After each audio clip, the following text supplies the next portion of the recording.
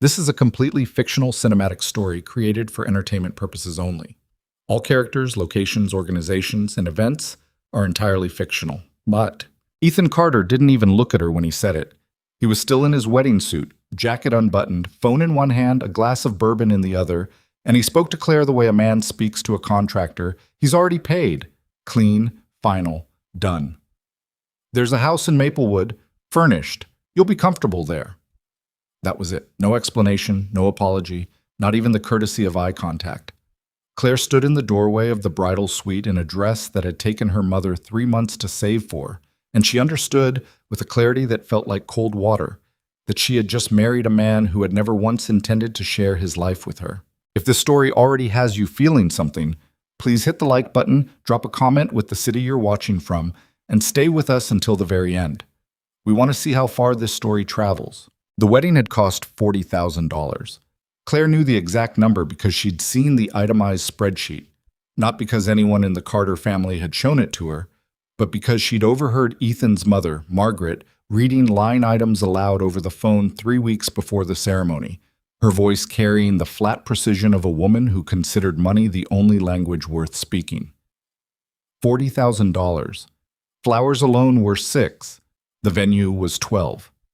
The photographer was a man who'd shot covers for architecture magazines and spoke exclusively in terms of visual narrative. Claire had smiled through all of it, nodded in the right places, and tried not to think about the fact that nobody had once asked her what she actually wanted.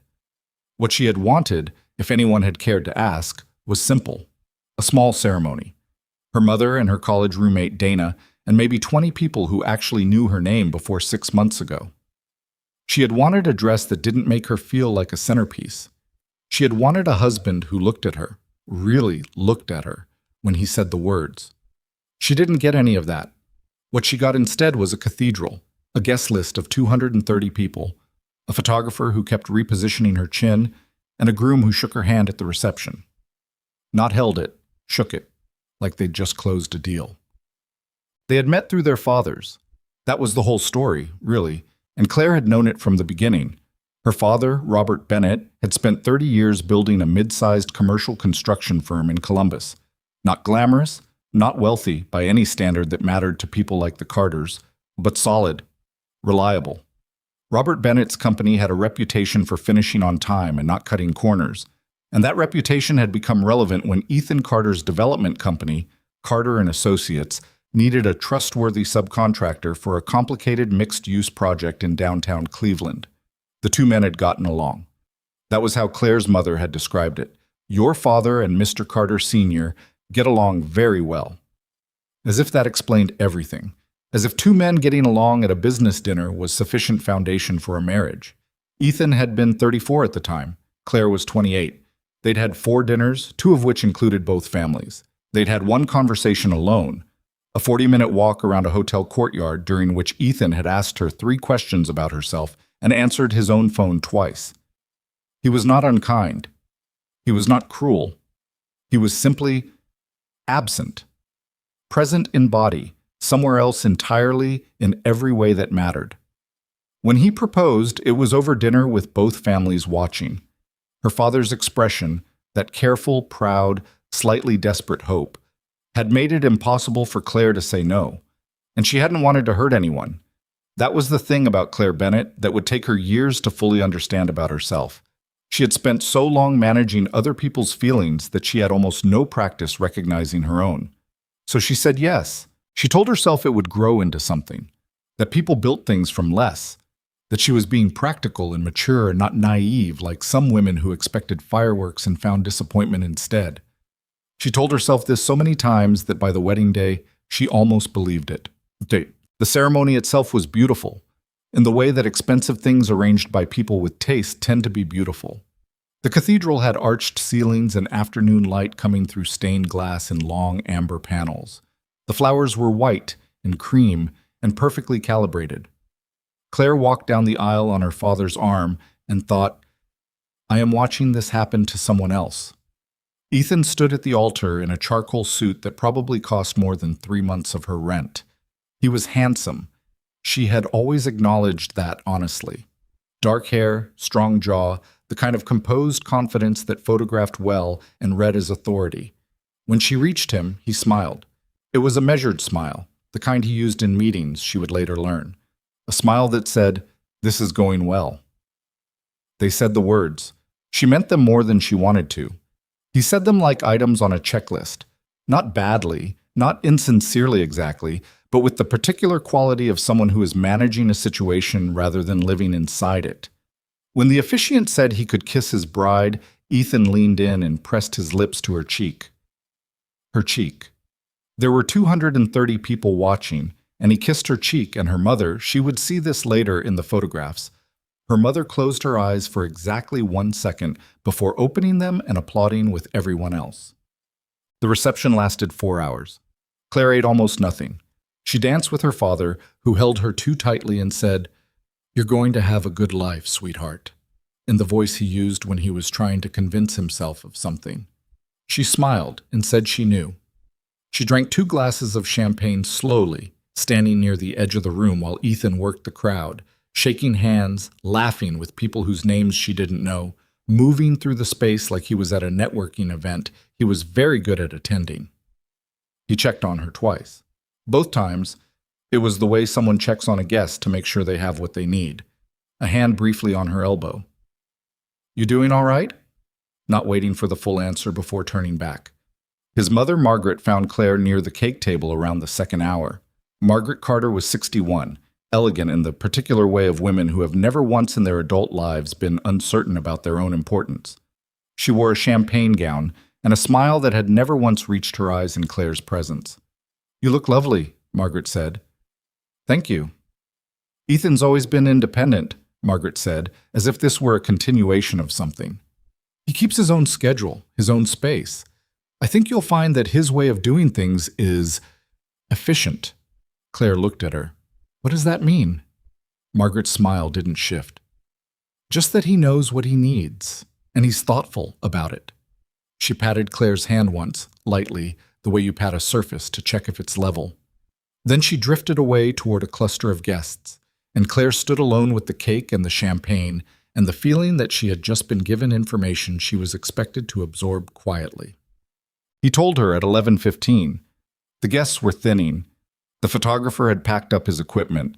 The band was playing slower music to a nearly empty dance floor, and Ethan had come to find her where she was sitting at a corner table, shoes off, feet on the chair beside her, talking to Dana, her college roommate, the one person at this wedding who had known her before any of this.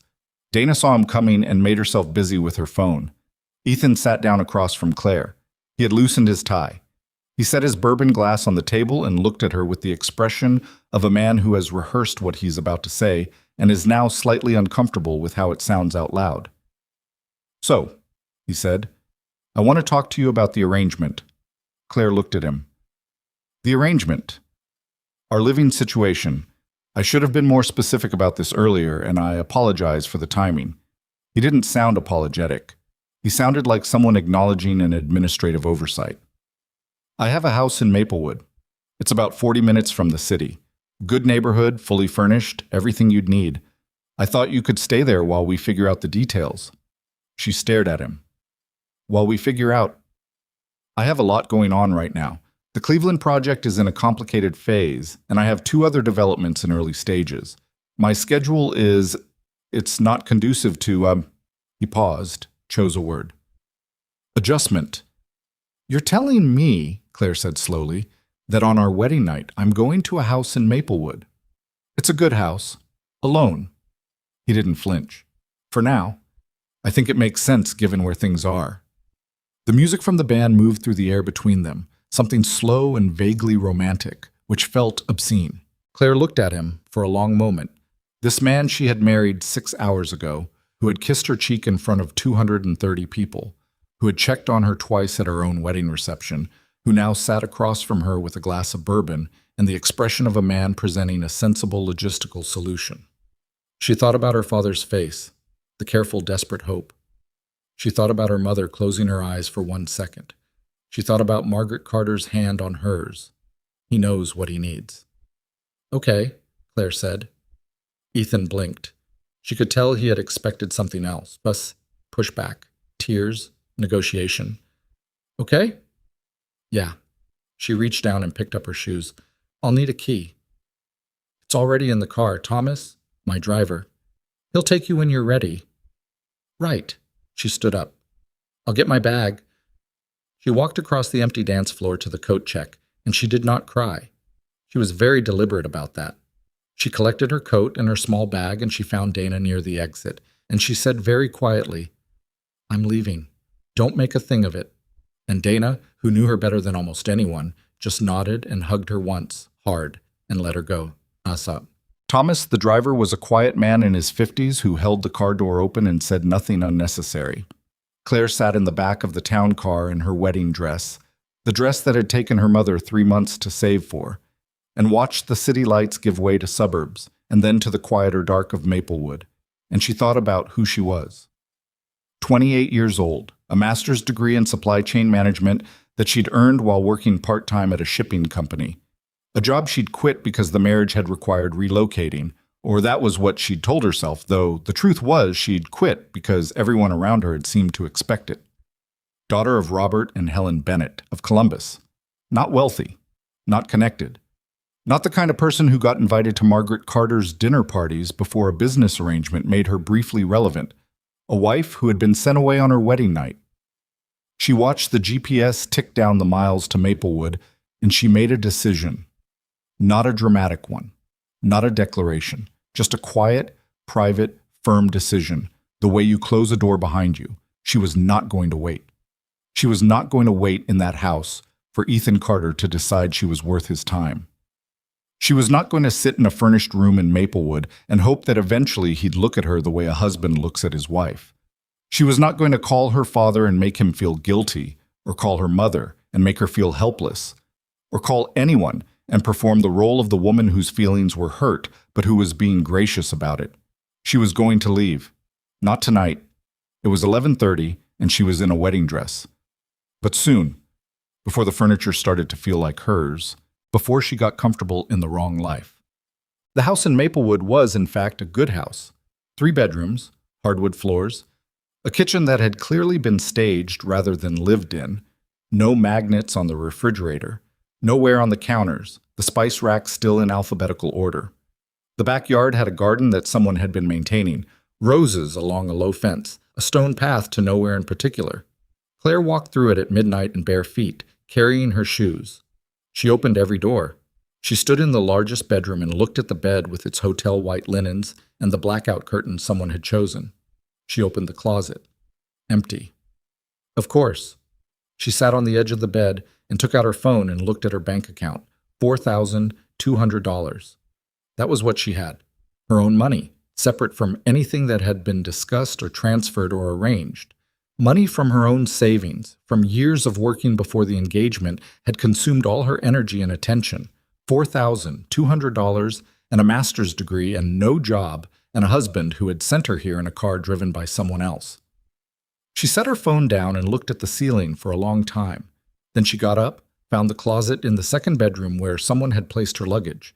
It had arrived before she had, she noted, and she unzipped her suitcase and began methodically to repack. She didn't take anything that wasn't hers. She didn't take the linens or the kitchen supplies or anything from the house that she hadn't brought herself. She left the roses. She left the alphabetical spice rack. She left the stone path to nowhere. She called a car at 2 a.m. and she sat on the porch steps in her wedding dress, bag beside her, and she breathed the dark air of Maplewood, Ohio, which smelled like cut grass and distance. And she thought, this is the last time I let someone else decide what I'm worth. The car came. She got in. Where to? The driver asked. She gave him Dana's address. Then she thought about it and changed her mind. Dana would ask questions. Dana would want to talk. And Claire wasn't ready to talk yet. She was still in the part that came before talking, the part where you had to feel the thing fully before you could put words around it. She thought about what she had. The degree. The experience. The $4,200. She thought about what she knew. Logistics, operations, the mechanics of how things moved from one place to another. She thought about the 3 years she'd spent at her old company in Columbus before she'd left it for a life that had turned out to be a house in Maplewood with an alphabetical spice rack. "Actually," she said, "can you take me to a hotel?" "Sure, any preference?" "Something reasonable, nothing fancy." He took her to a Marriott off the interstate. She checked in under her own name, Bennett, not Carter, because she hadn't changed it yet, and now she was very glad. And she went to the room and she hung her wedding dress in the closet, and she took a shower so long the hot water ran out. Then she sat at the small desk by the window with her laptop and a cup of bad coffee from the in-room machine, and she started looking. Jobs. Any city. Logistics, operations management, supply chain. Entry level if she had to. She wasn't proud. She was practical. She'd built experience once from almost nothing. She could do it again. By 4 in the morning, she had sent out 11 applications. By 5:30, she was asleep at the desk, with her cheek on her arm, her laptop screen still bright, the cursor blinking in an empty search bar. She was gone from Maplewood before Ethan knew she'd left. He found out 3 days later, not from her, but from Thomas, who had driven her that night and mentioned it when Ethan asked whether the house was set up properly. "She left that same night, sir," Thomas said, in the neutral tone of a man who has seen a great deal and comments on none of it. Ethan stood in his kitchen on the 31st floor of his building in downtown Cleveland and processed this information. He wasn't angry. He wasn't, if he was honest, particularly surprised. He was something he didn't have a clean word for. A faint unease, the sensation of something having gone slightly wrong in a way he couldn't yet diagnose. He had expected her to wait. He had expected the arrangement to settle itself the way business arrangements typically settled themselves, through inertia and mutual convenience. He had not expected her to simply not be there. He called her once. The phone rang 4 times and went to voicemail. "Claire, it's Ethan. Thomas mentioned you left. If you could let me know where you are, just so I can—" He paused. "Can what?" He didn't know. "Just let me know you're all right." She didn't call back. He sent a text. "Are you okay?" She replied 3 hours later. "Fine. Don't worry." He stared at that for a moment. Then he put his phone down and went back to the Cleveland project, which was in fact in a complicated phase, and he told himself that they would sort it out when things settled down, and he almost believed it. Claire got a job offer on the 9th day. It was not the job she would have chosen. It came from a small logistics company called Meridian Freight Solutions, operating out of a second-floor office in a part of Dayton that had been trying to reinvent itself for 15 years with mixed results. The company handled regional freight management for mid-sized businesses, a shrinking client list according to the job posting's oddly transparent language, and was looking for an operations coordinator at a salary that made Claire close her eyes for one moment before accepting. The offer came from a man named Noah Brooks, who had founded the company 6 years earlier and was still, from what Claire could tell on the phone, figuring out what it was supposed to be. He was direct without being brusque. He asked her one question she hadn't expected. "What do you think we're doing wrong?" She had researched the company enough to answer honestly. "You're taking too many short-haul contracts at thin margins and losing money on handling costs because your routing software is outdated. You're also understaffed in a way that means the people you have are spending time on things that could be automated, which means they're not doing the relationship management that's the only competitive advantage a company your size actually has." There was a pause. "That's pretty accurate," he said. "I could be wrong." "You're not." Another pause. "Can you start Monday?" She started Monday. She found an apartment in Dayton, a one-bedroom with a loud neighbor above her and a window that faced a parking structure, but with good light in the mornings, which mattered to her more than she could have explained. She put her bed together herself with a YouTube tutorial and the wrong-sized Allen wrench. She bought a coffee maker and a cutting board and a single good knife. She taped her master's degree certificate to the inside of her closet door, not to display it, but to see it every day in the moment before she got dressed and left for work. She did not tell her parents where she was. She called her mother once a week and said she was settling in, which was technically true. She did not explain what settling in meant or where she had settled. Her mother, who knew her daughter well enough not to push, waited. She did not call Ethan Carter. She received one more text from him, 2 weeks after the first. "We should probably discuss the paperwork situation at some point." She read it twice and didn't answer. The paperwork would wait. She had other things to build first. So yeah. At Meridian Freight, Claire moved through the office like someone who had been waiting her whole life to be useful in exactly this way. She was not aggressive about it. She didn't arrive with a renovation plan or a presentation. She arrived early and stayed late and spent the first 2 weeks just watching how orders were processed, where errors accumulated, which parts of the workflow people had built workarounds for because the main system didn't work well enough. She asked questions and wrote everything down and said almost nothing about her conclusions until she had enough information to be sure of them. Noah noticed. She could tell because he stopped interrupting her during the observation period, which she appreciated because a lot of managers couldn't resist explaining their own operation before you'd had a chance to see it clearly. On her 3rd week, she asked for an hour of his time. "I've got 40 minutes, he said. "That's enough." She laid it out, 3 changes in order of impact.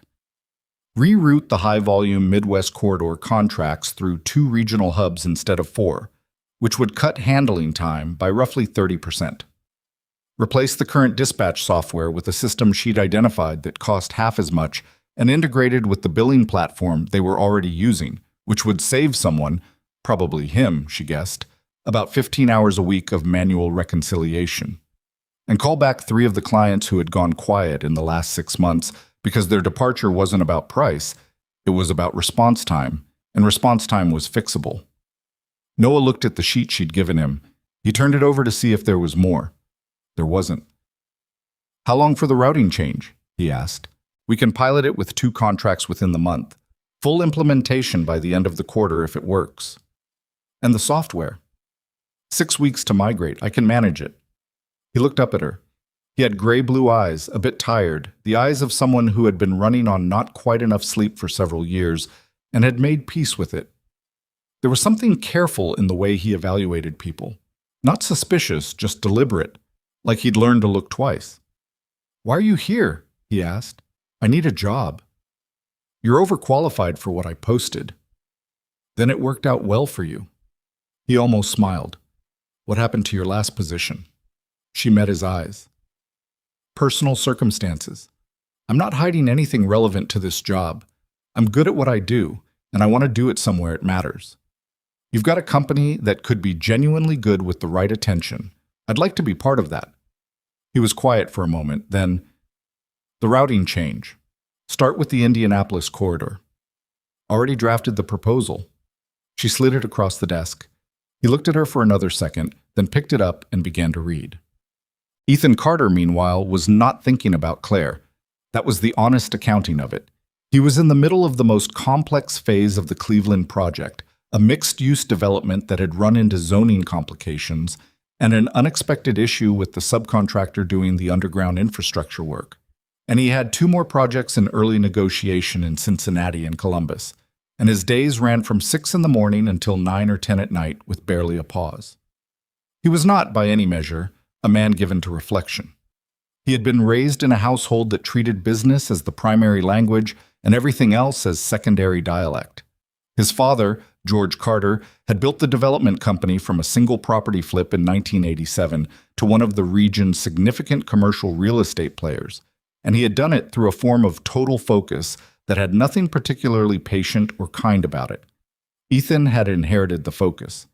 He had also inherited, though he would not have used this word, the blind spots.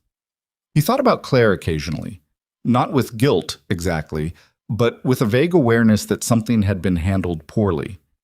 He had told himself that she understood the nature of the arrangement, that the Maplewood house was a reasonable offer, that they would figure out the formal structure of the marriage in time. He had not thought, with any real seriousness, about what it felt like to be her. It didn't occur to him to ask.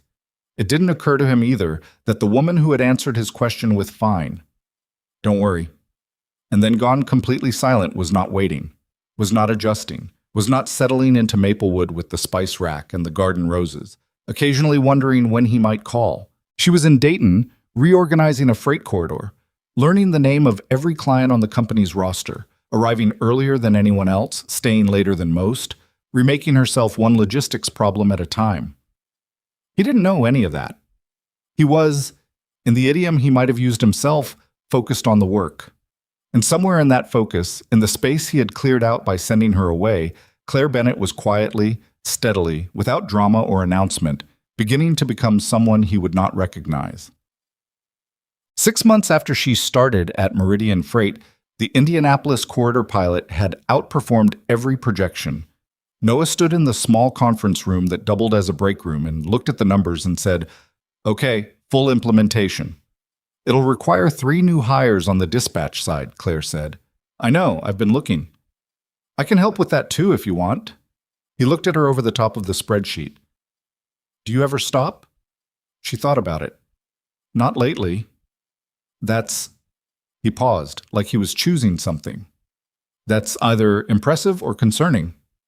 "Probably both," she said. He smiled at that. A real one, not a managed one.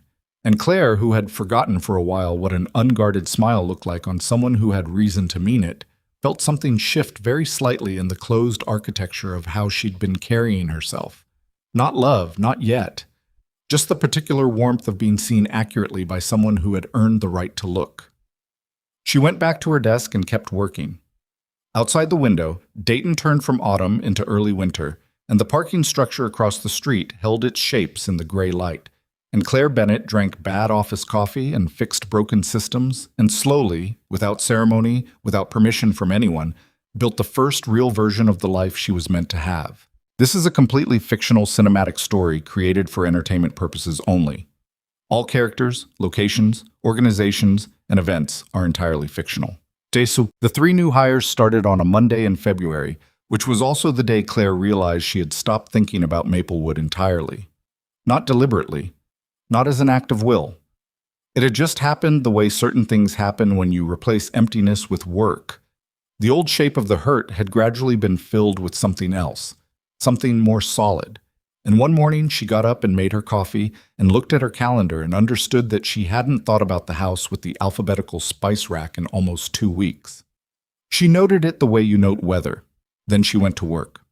The new hires were young, 2 of them fresh out of logistics programs. One a 30-year-old career changer named Marcus, who had spent 8 years driving long-haul trucks and understood freight from the inside out in a way no textbook produced. Claire had argued for Marcus specifically when Noah had been skeptical about the gap in his white-collar experience. "He knows what goes wrong at 3 in the morning on I-70, she said. "That's not something you learn in a classroom. He's never used dispatch software. Software I can teach. The rest of it you can't." Noah had looked at her the way he sometimes did, evaluating, not resistant, and said, "Okay, your call." That was the other thing that had changed at Meridian over those months. Noah had stopped treating Claire's opinions as suggestions to be weighed against his own instincts and started treating them as inputs he genuinely needed. It wasn't deference.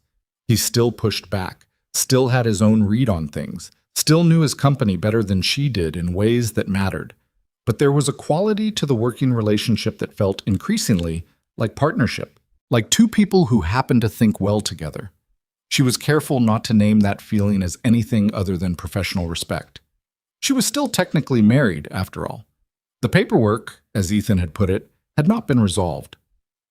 She and Ethan had exchanged a total of 9 text messages in the 8 months since the wedding, all of them brief and transactional, the longest being a 4-sentence exchange about whether she wanted to be formally listed on a property account. She had said no. He had said understood. That had been in October. She had not told Noah she was married, not as a deception. She didn't wear a ring, had never mentioned a husband, and the subject had simply never come up in any natural way. She told herself she would address it when it became relevant. She wasn't sure when that would be. Spring came to Dayton with a particular determination, the way it does in Midwest cities that have had enough of February. Sudden warmth, then cold again, then warmth that finally stuck. The construction noise from 2 blocks over started again, and the parking structure outside her window became a sight of small daily dramas she watched with her morning coffee. A couple arguing, a man sitting on the hood of his car, eating a sandwich and looking at nothing, pigeons making catastrophically bad architectural decisions. Meridian Freight's Q1 numbers came in 31% above the same quarter the previous year. Noah called her into his office, which was not so much an office as a room with a door that closed, and showed her the report. He had printed it out, which was something he did with numbers he wanted to look at rather than read on a screen. "This is because of you," he said.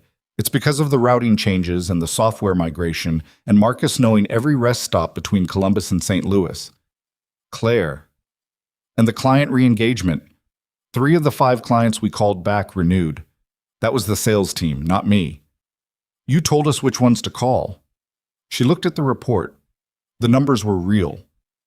She had known they would be good. She hadn't quite realized they would be this good. Something turned over slowly in her chest. Not pride exactly, but something adjacent to it. The satisfaction of having fixed what was broken, of having been right about what was possible. "What are you thinking?" Noah asked. She looked up. "I'm thinking we're operating like a company that's recovering when we should be operating like a company that's growing. There's a difference in how you structure everything: hiring, contracts, capital allocation. That's a different conversation." "I know, but it's the right one to be having." He leaned back in his chair. He had a habit, when thinking, of picking up a pen and turning it end over end without writing anything. He did it now. "If we're talking about growth, I need an operations director, not a coordinator." "Yes," she said simply. He turned the pen over twice. "That's a significant salary change." "Yes, and an equity conversation at some point." She hadn't expected that. She didn't let it show. "We don't need to have that conversation today." "No," he said, "but I want you to know it's on my list." He set the pen down. "Operations director, effective next month. We'll work out the numbers." Claire nodded once, then she said, "Thank you, Noah." It was the first time she'd used his first name without it following a question or a correction. He noticed. She could tell he noticed by the slight pause before he nodded back. "Don't thank me," he said. "You built this." Mon. She called her mother that night. Helen Bennett answered on the second ring, the way she always did when she recognized the number. Immediately, like she'd been holding the phone. "Claire." "Hi, Mom." There was the small adjustment of the phone, the background noise of her parents' kitchen. "Are you all right?" "I'm fine. I got a promotion today." A pause. "A promotion." "Director of Operations. It's a logistics company in Dayton." Another pause, longer, then, "Dayton. I've been here since December. I should have told you sooner." Her mother was quiet for a moment. Not angrily. Helen Bennett didn't do anger in the direct form. She did a quiet that communicated very clearly what the anger would have said if it had spoken. "Your father and I thought you were in Maplewood." "I know. I'm sorry." "Claire, I'm not going back," Claire said. Not harshly, just clearly. "The marriage. It was never what it was supposed to be. I left the night of the wedding, Mom. I'm not going back to Maplewood. And I'm not going back to Ethan Carter. And I'd really like it if you could hear that without making me explain every part of it." The kitchen sounds, the refrigerator hum, her mother breathing. "Are you safe?" Helen asked finally. "Yes?" "Are you eating?"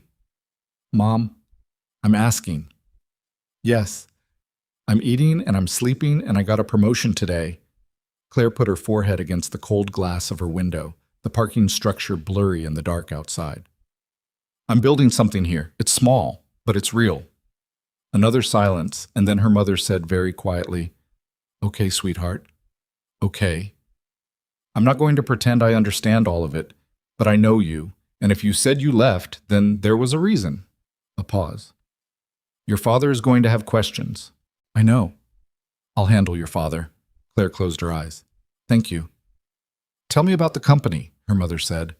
And Claire talked. About Meridian, about the routing problem she'd fixed, about Marcus and the dispatch software, about the Q1 numbers.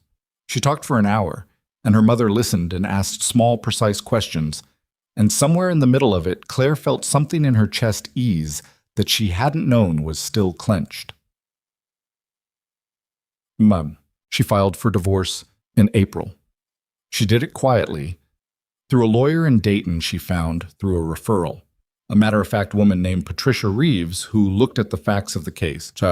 Short marriage, separated immediately, no shared assets, no children, and said, This is straightforward. He'll get the paperwork by end of the month. He might not contest it, Claire said. If he doesn't, we're done in 60 days. He didn't contest it. Ethan received the papers and his attorney called Patricia Reeves, and within 2 weeks the terms were agreed upon. Nothing to divide, no claims on either side, a clean severance.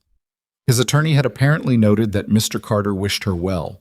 Patricia Reeves delivered this information with the neutral professionalism of someone who'd heard stranger things. Claire signed what she needed to sign and wrote a check and walked out into the April air and thought, that's done. She didn't feel much. Not relief, not grief. Mostly just a kind of stillness, like the moment after a long drive when you've finally turned off the engine and your ears are adjusting to the silence. It was done. She was Claire Bennett again, legally and in every other sense. She got a sandwich from the deli across the street and ate it on a bench in the thin April sun and watched people walk by. A woman pushing a stroller, phone to her ear, laughing. 2 men in hard hats eating lunch on a construction barrier. A teenager who dropped her coffee cup and said something emphatic and kept walking. Life, in its unremarkable ongoing form. Claire finished her sandwich and went back to work. She did not tell Noah about the divorce.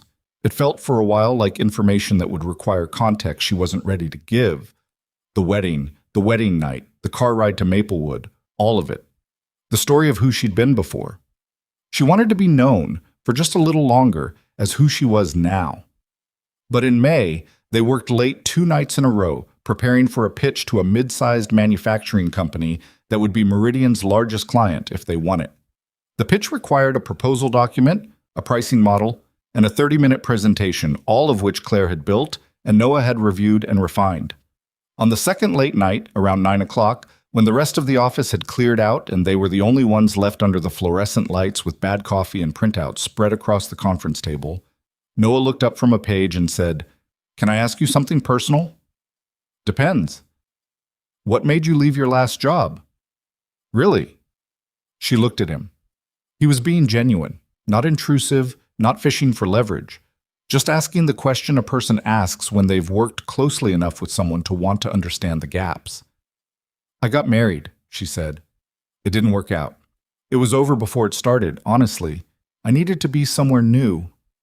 He absorbed that. "How long ago?" "The wedding was last September. The divorce was final last month." "That's fast."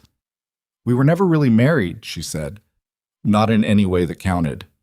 He didn't say he was sorry, which she appreciated. Instead, he looked at her with that careful way he had and asked, "Were you in love with him?" She thought about it honestly. "No, I think I was in love with the idea of having made a good decision, which is different." He nodded slowly. "Yeah, I know that one." She waited. "Got divorced 4 years ago," he said. 7-year marriage. We were good at being married in front of other people." He picked up his pen, turned it over once. "Took about 3 years before I stopped being angry and figured out what I actually wanted." "And what did you want?" He looked at the proposal on the table. "Something real. Something I actually built." Then he looked up at her, and it was brief, just a second.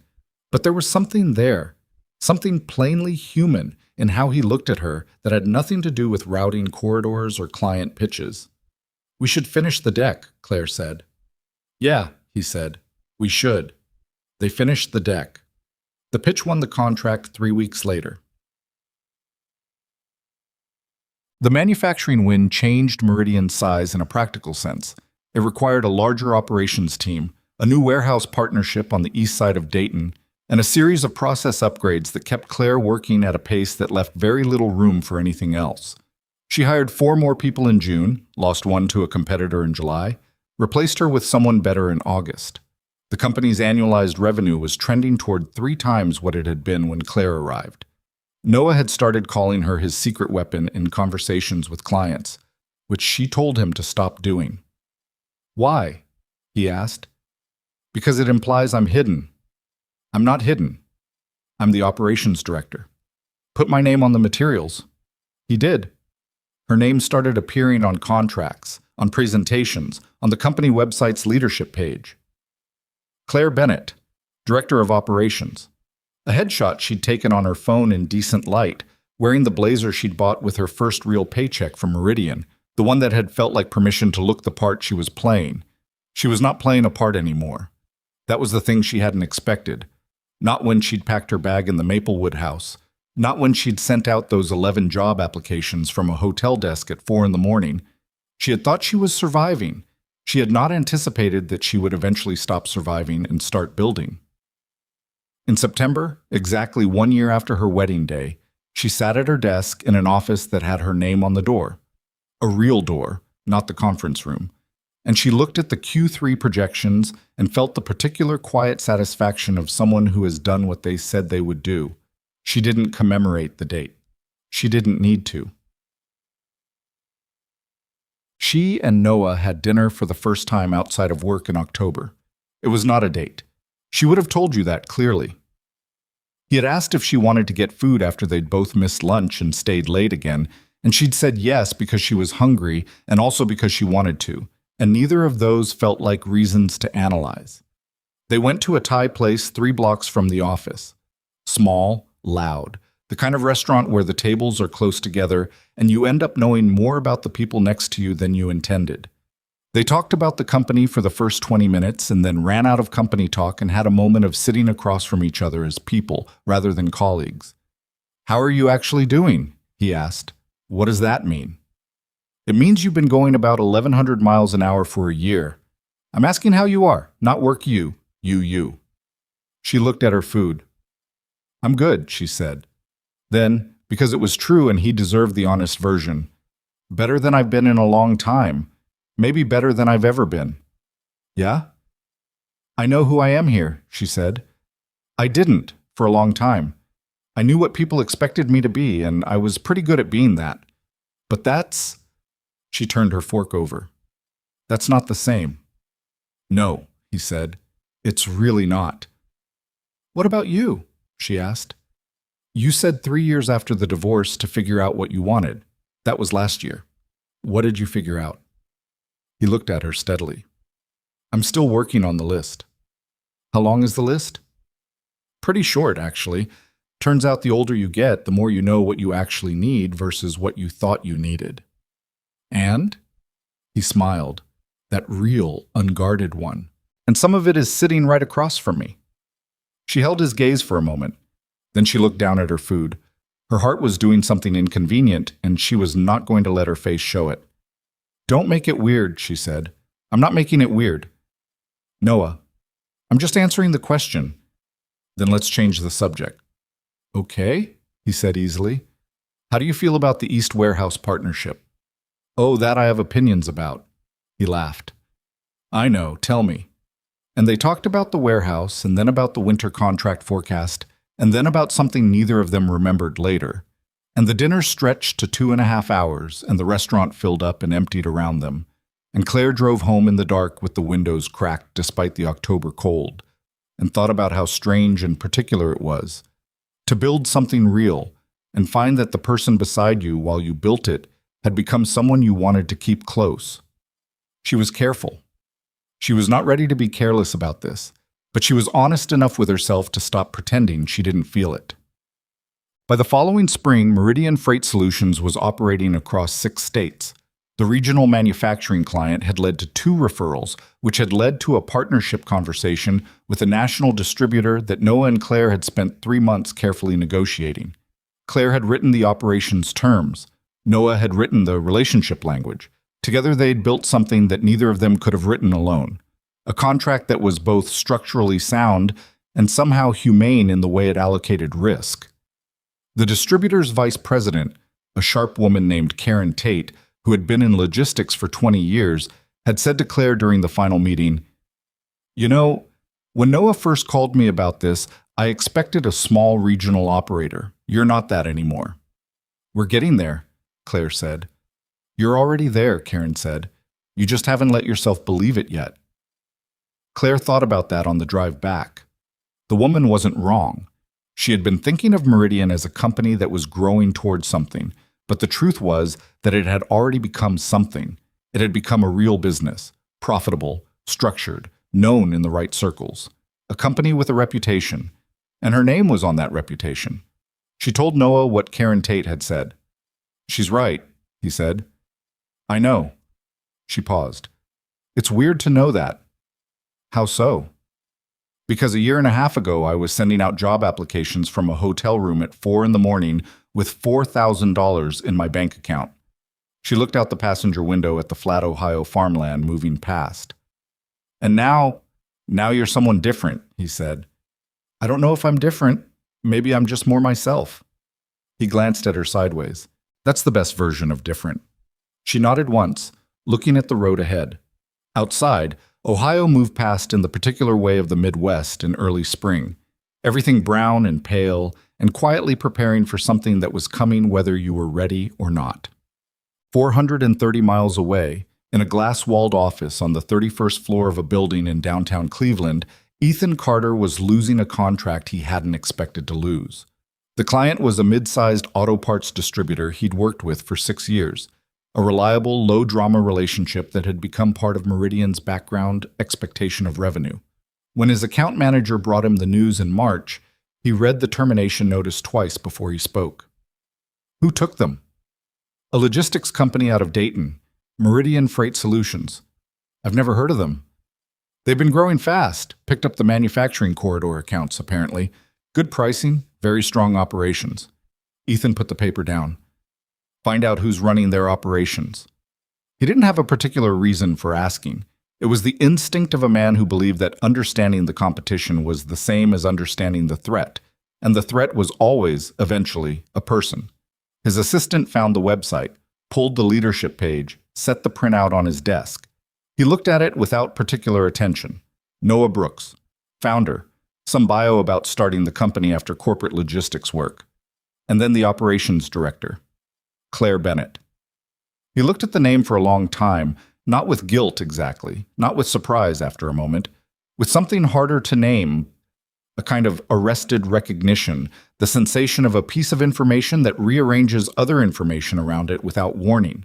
He thought about the phone that had rung 4 times, the text that said, "Fine, don't worry," the divorce papers that had arrived through an attorney while he was in the middle of the Cincinnati negotiations. He thought about her standing in the doorway of the bridal suite in a dress her mother had saved 3 months for. He thought about what he had said, "There's a house in Maplewood." Ethan Carter sat in his glass office on the 31st floor and looked at the headshot of the woman he had married and sent away on the same night. And he understood for the first time in a way that moved past abstract acknowledgement into something that actually sat in the body. He had made a serious mistake.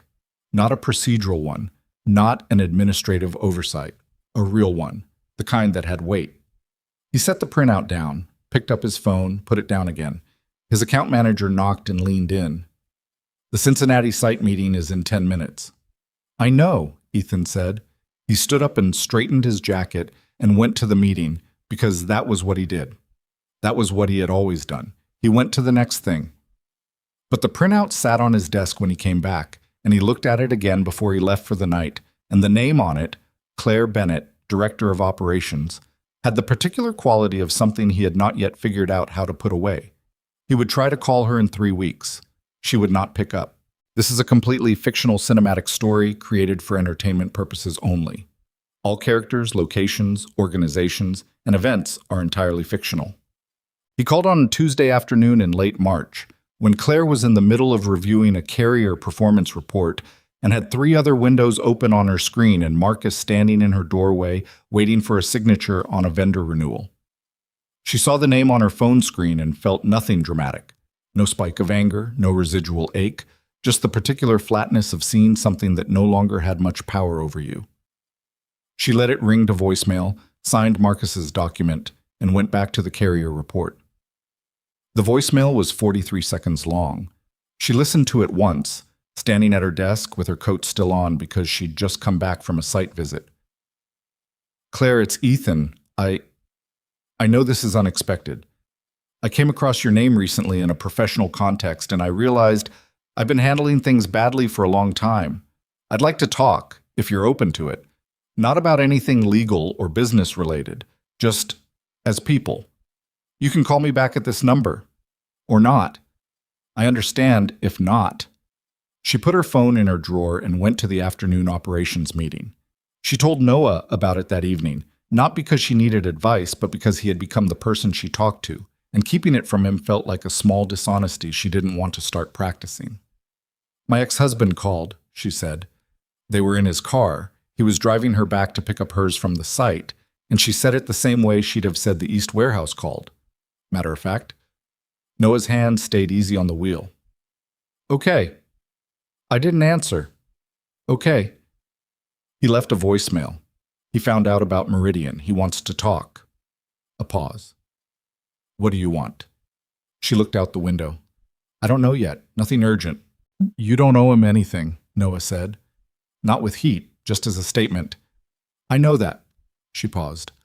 "I also know that avoiding things isn't the same as being done with them. I just need to figure out which one this is." He nodded once and didn't push it further, which was one of the things about him that she had come to rely on. He had opinions, but he didn't wear them as pressure.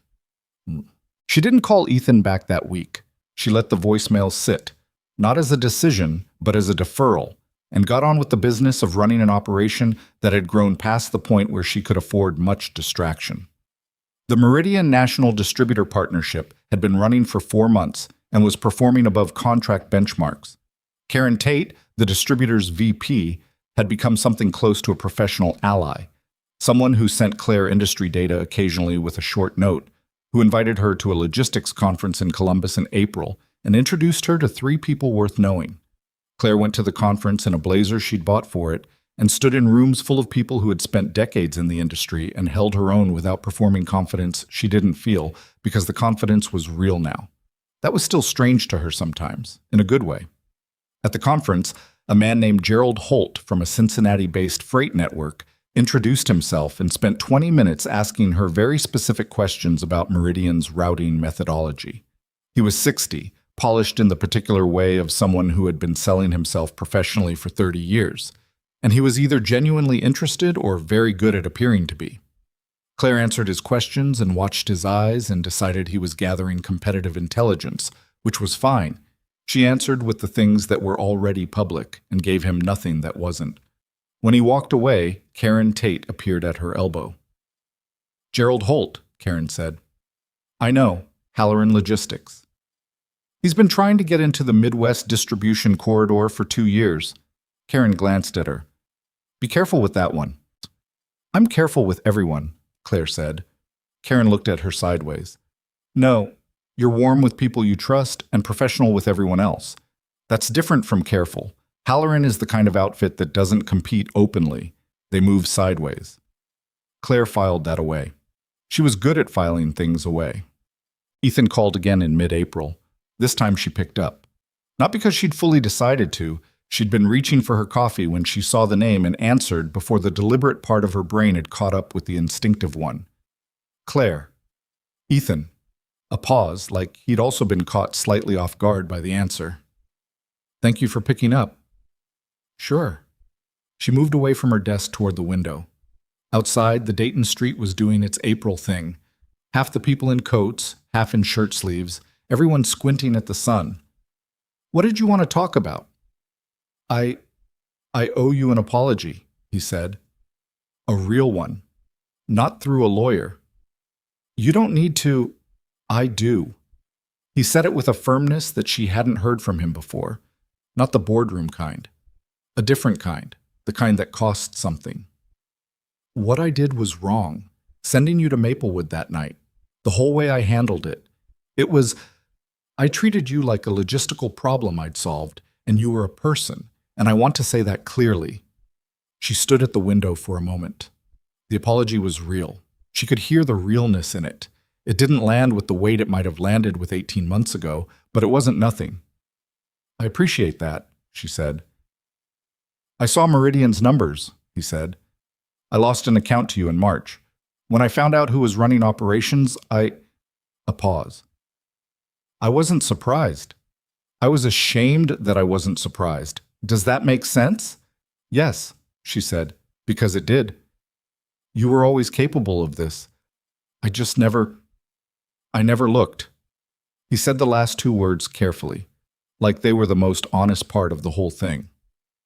Claire turned away from the window and sat down on the edge of her desk. Ethan, I'm glad you called, and I accept the apology, genuinely, but I want you to understand something. She kept her voice even, not cold, just clear. I'm not angry anymore. I'm not sure I was ever really angry. I was hurt, and then I was busy, and now I'm this. She gestured at the office around her, even though he couldn't see it. And this is where my attention is. I understand. Do you want something from this conversation, beyond the apology? A long pause. Then, honestly, I'd like to know you're all right. I'm better than all right. Good. And he said it like he meant it. That's genuinely good, Claire. How's the Cleveland project? She asked, because she was not incapable of grace. Complicated, always. You know how it is. A trace of something in his voice. Rueful, maybe. I'm learning some things I should have learned earlier. That's not a bad thing to be doing. No, I suppose it isn't. They said goodbye and she hung up and sat with the call for a moment. She felt neither better nor worse than before it. She felt, if anything, like a small thing she'd been carrying without noticing had been set down somewhere on its own. She went back to the carrier report. She told Noah. He apologized, she said. They were having lunch in the break room. Actual lunch, which was still a novelty they'd been trying to enforce for themselves at least twice a week, on the grounds that working through every meal was a habit with diminishing returns. How was it? Noah asked. Honest, she said. He's not a bad person. He was just absent in the ways that mattered. Did he want something? He said he wanted to know I was okay. Noah ate his sandwich. He was quiet in the way that meant he was thinking, not disengaged. And are you? He said. What? Okay. He looked at her. I know you said it to him. I'm asking you. She considered it properly. Yes, genuinely. She looked at her food. More than okay. I think that's what I was trying to tell him. That I'm not looking backward. The company is real. The work is real. She paused. You're real. He looked up. I mean, she caught herself, and something in her face did a thing she hadn't intended, a slight involuntary softness. I mean, this is real. What we built here. Yeah, he said, looking at her with those tired, careful, gray-blue eyes. It is. They ate their lunch, and the moment passed, or appeared to pass, but neither of them fully let it go. June came fast, with the kind of momentum that builds when a business is operating the way it's supposed to, and problems have stopped being existential and started being manageable. Claire promoted Marcus to Regional Operations Manager, which he received with the exact combination of pride and visible terror that she'd expected. She gave him a week of transition support and then stepped back in the way that good managers step back. Not abandoning, just trusting. She was at an industry dinner in Columbus on a Thursday evening in early June when Gerald Holt from Halloran Logistics appeared again. He was at the table across from hers at a round-table dinner of about 60 industry people, and he made a point of sitting near her during the post-dinner conversation hour. He was charming. She gave him that. The kind of charm that was a professional skill, not a personal one, but it was well-practiced enough to feel almost natural. Meridian's Q1 results were remarkable, he said, glass in hand. What's driving the growth? Good people and better systems, she said. That's the modest answer. It's the accurate one, he smiled. I'd love to have a conversation about industry partnership sometime. Halloran is always looking for well-run operators in the Midwest corridor. We're not looking for acquisition conversations, she said, which was the thing she suspected he was circling. Not acquisition, collaboration. He said it smoothly. There's a lot of space between competing and merging. There is, she agreed. We can talk. She gave him nothing else that evening, but she called Karen Tate the next morning. Holt approached me at the Columbus dinner, she said. I'm not surprised. He's been watching Meridian. Karen paused. Did he pitch partnership? Something like that. What he actually wants, Karen said, is access to your Midwest corridor clients. Halloran lost 3 major accounts in the last 18 months. Their operations have been slipping and they know it. They can't rebuild from the inside fast enough, so they're looking for a way to absorb someone else's infrastructure. Through a partnership deal. Through a partnership deal that looks friendly for about 8 months and then starts shifting terms. Claire wrote down 2 words on the notepad on her desk. Holt. Careful. Thanks, Karen. Don't let him get near your client contracts, Karen said. That's where it starts. She brought it to Noah that afternoon. He listened with his pen-turning habit in full effect. When she finished, he set the pen down. Does he know who owns the client relationships at Meridian? He asked. He knows I'm operations director. He may not fully understand the depth. Because the depth is that you personally know every major client we have. Yes. Which means any attempt to absorb Meridian's client base without you doesn't work. Not effectively, no. He looked at her. You're telling me we need to structure the company so that's formally protected. I'm telling you it might be a good time to have that equity conversation we said we'd get to. He was quiet for a moment. Then he said, I was going to bring that up next week. I know. How do you know? Because you've been avoiding talking about something business-related for 2 weeks, and the only thing we haven't formally resolved is the ownership structure. She raised an eyebrow. What were you waiting for? He picked up the pen again. I wanted to make sure you wanted to stay. She looked at him. Noah. I know, he said. I know that's... I built this with you. Why would I leave? Because you could. That's the point. He looked at her directly. You could take everything you've built here and walk into any company in the country, and they'd give you the title and the salary and all of it. And I don't want that to be what keeps you. I want you to stay because this is where you want to be, not because it's the thing you built and leaving feels like giving it up. It was the most he'd said about it at once. She heard it land the way honest things land, with a weight that doesn't dissipate immediately. This is where I want to be, she said, clearly, without a qualifier. He nodded once. The equity conversation, she said. My lawyer can have a term sheet ready by end of the month. Good. He almost said something else. She could see it, a thought that got halfway to being spoken and then was returned to wherever he kept things he wasn't ready to put into words. She let him keep it. They'd get there. The equity agreement was finalized in late July. Claire held a 30% stake in Meridian Freight Solutions, with vesting terms tied to a 5-year timeline and performance milestones they'd negotiated with the unhurried care of 2 people who trusted each other well enough to be honest about what each of them needed. Her name appeared on the founding documents retroactively, which Noah had insisted on. You were here from the start of what this company actually became, and the documents should say that, and which Claire accepted without argument because it was true. She told her mother on a Sunday call. 30%, Helen Bennett said. Yes. Of the whole company. Of Meridian, yes. Her mother was quiet for a moment. Then, in a voice that was working hard to stay steady, your father is going to need to sit down. Tell him to sit down before you tell him. Claire? A pause. Are you happy? She was sitting at her kitchen table, the window above it showing a Sunday morning sky doing something complicated with clouds and early light. She thought about the question with the seriousness it deserved. Yes, she said, I think I actually am. Her mother exhaled, not with relief exactly, more like the long, slow release of a worry that had been held quietly for over a year. Then that's everything, she said.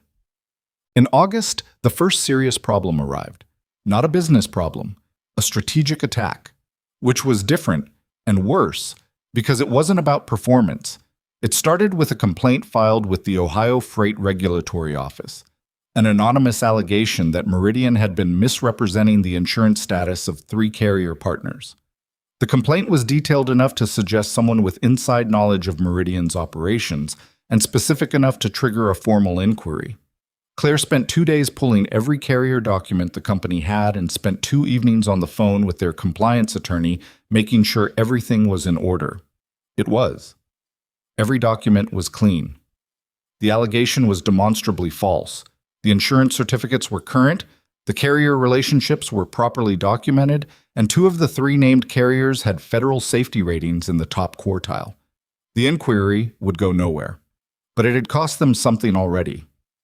One of their mid-sized clients, a regional food distributor they'd been working with for 8 months, called to say they were pausing their contract pending the outcome of the inquiry, not terminating, pausing, which was the polite corporate way of preparing to leave while leaving an exit ramp open.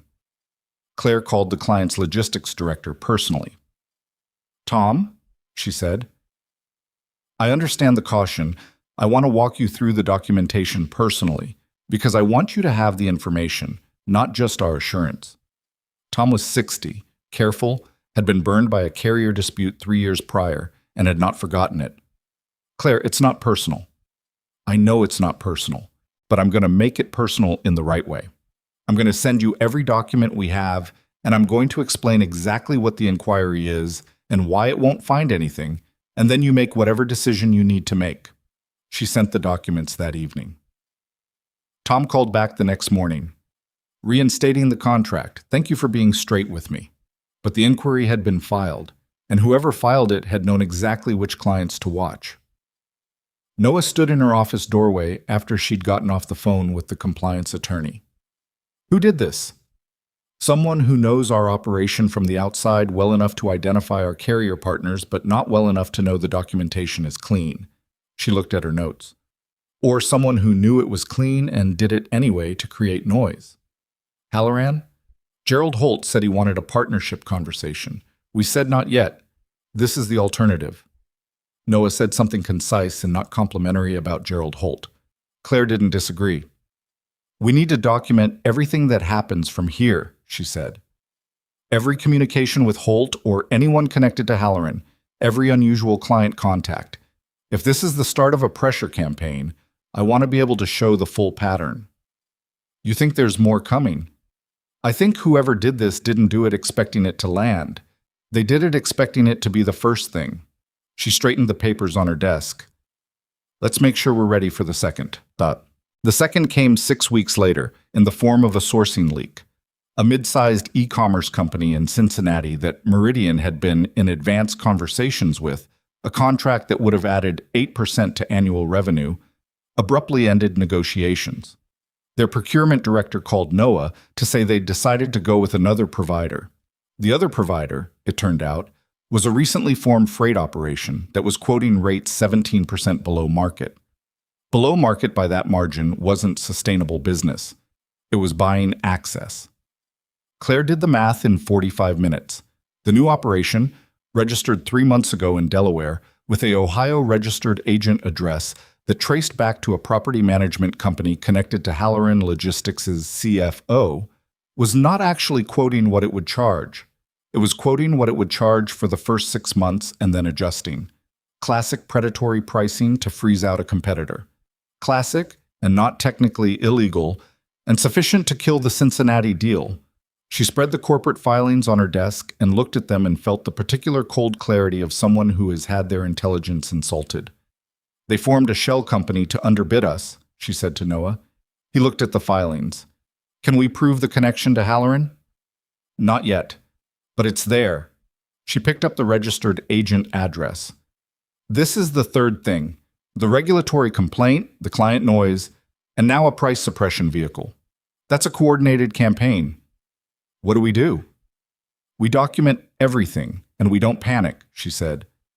"And we talk to a lawyer, not compliance, litigation." Noah looked at her steadily. "Are you worried?" She thought about it honestly.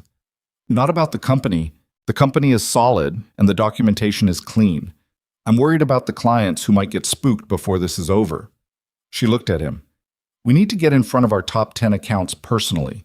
This week." "You and me?" "You and me. Face to face. No email, no calls.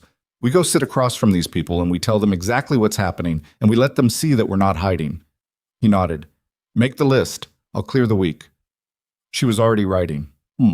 They spent 4 days driving across Ohio and into Kentucky, visiting clients in person. Noah drove, Claire navigated and prepped the talking points for each meeting on her laptop in the passenger seat. They ate bad highway food and talked through each account and argued about 2 of the talking points, and refined them and arrived at each meeting with something that was honestly earned rather than packaged. The meetings went well, mostly.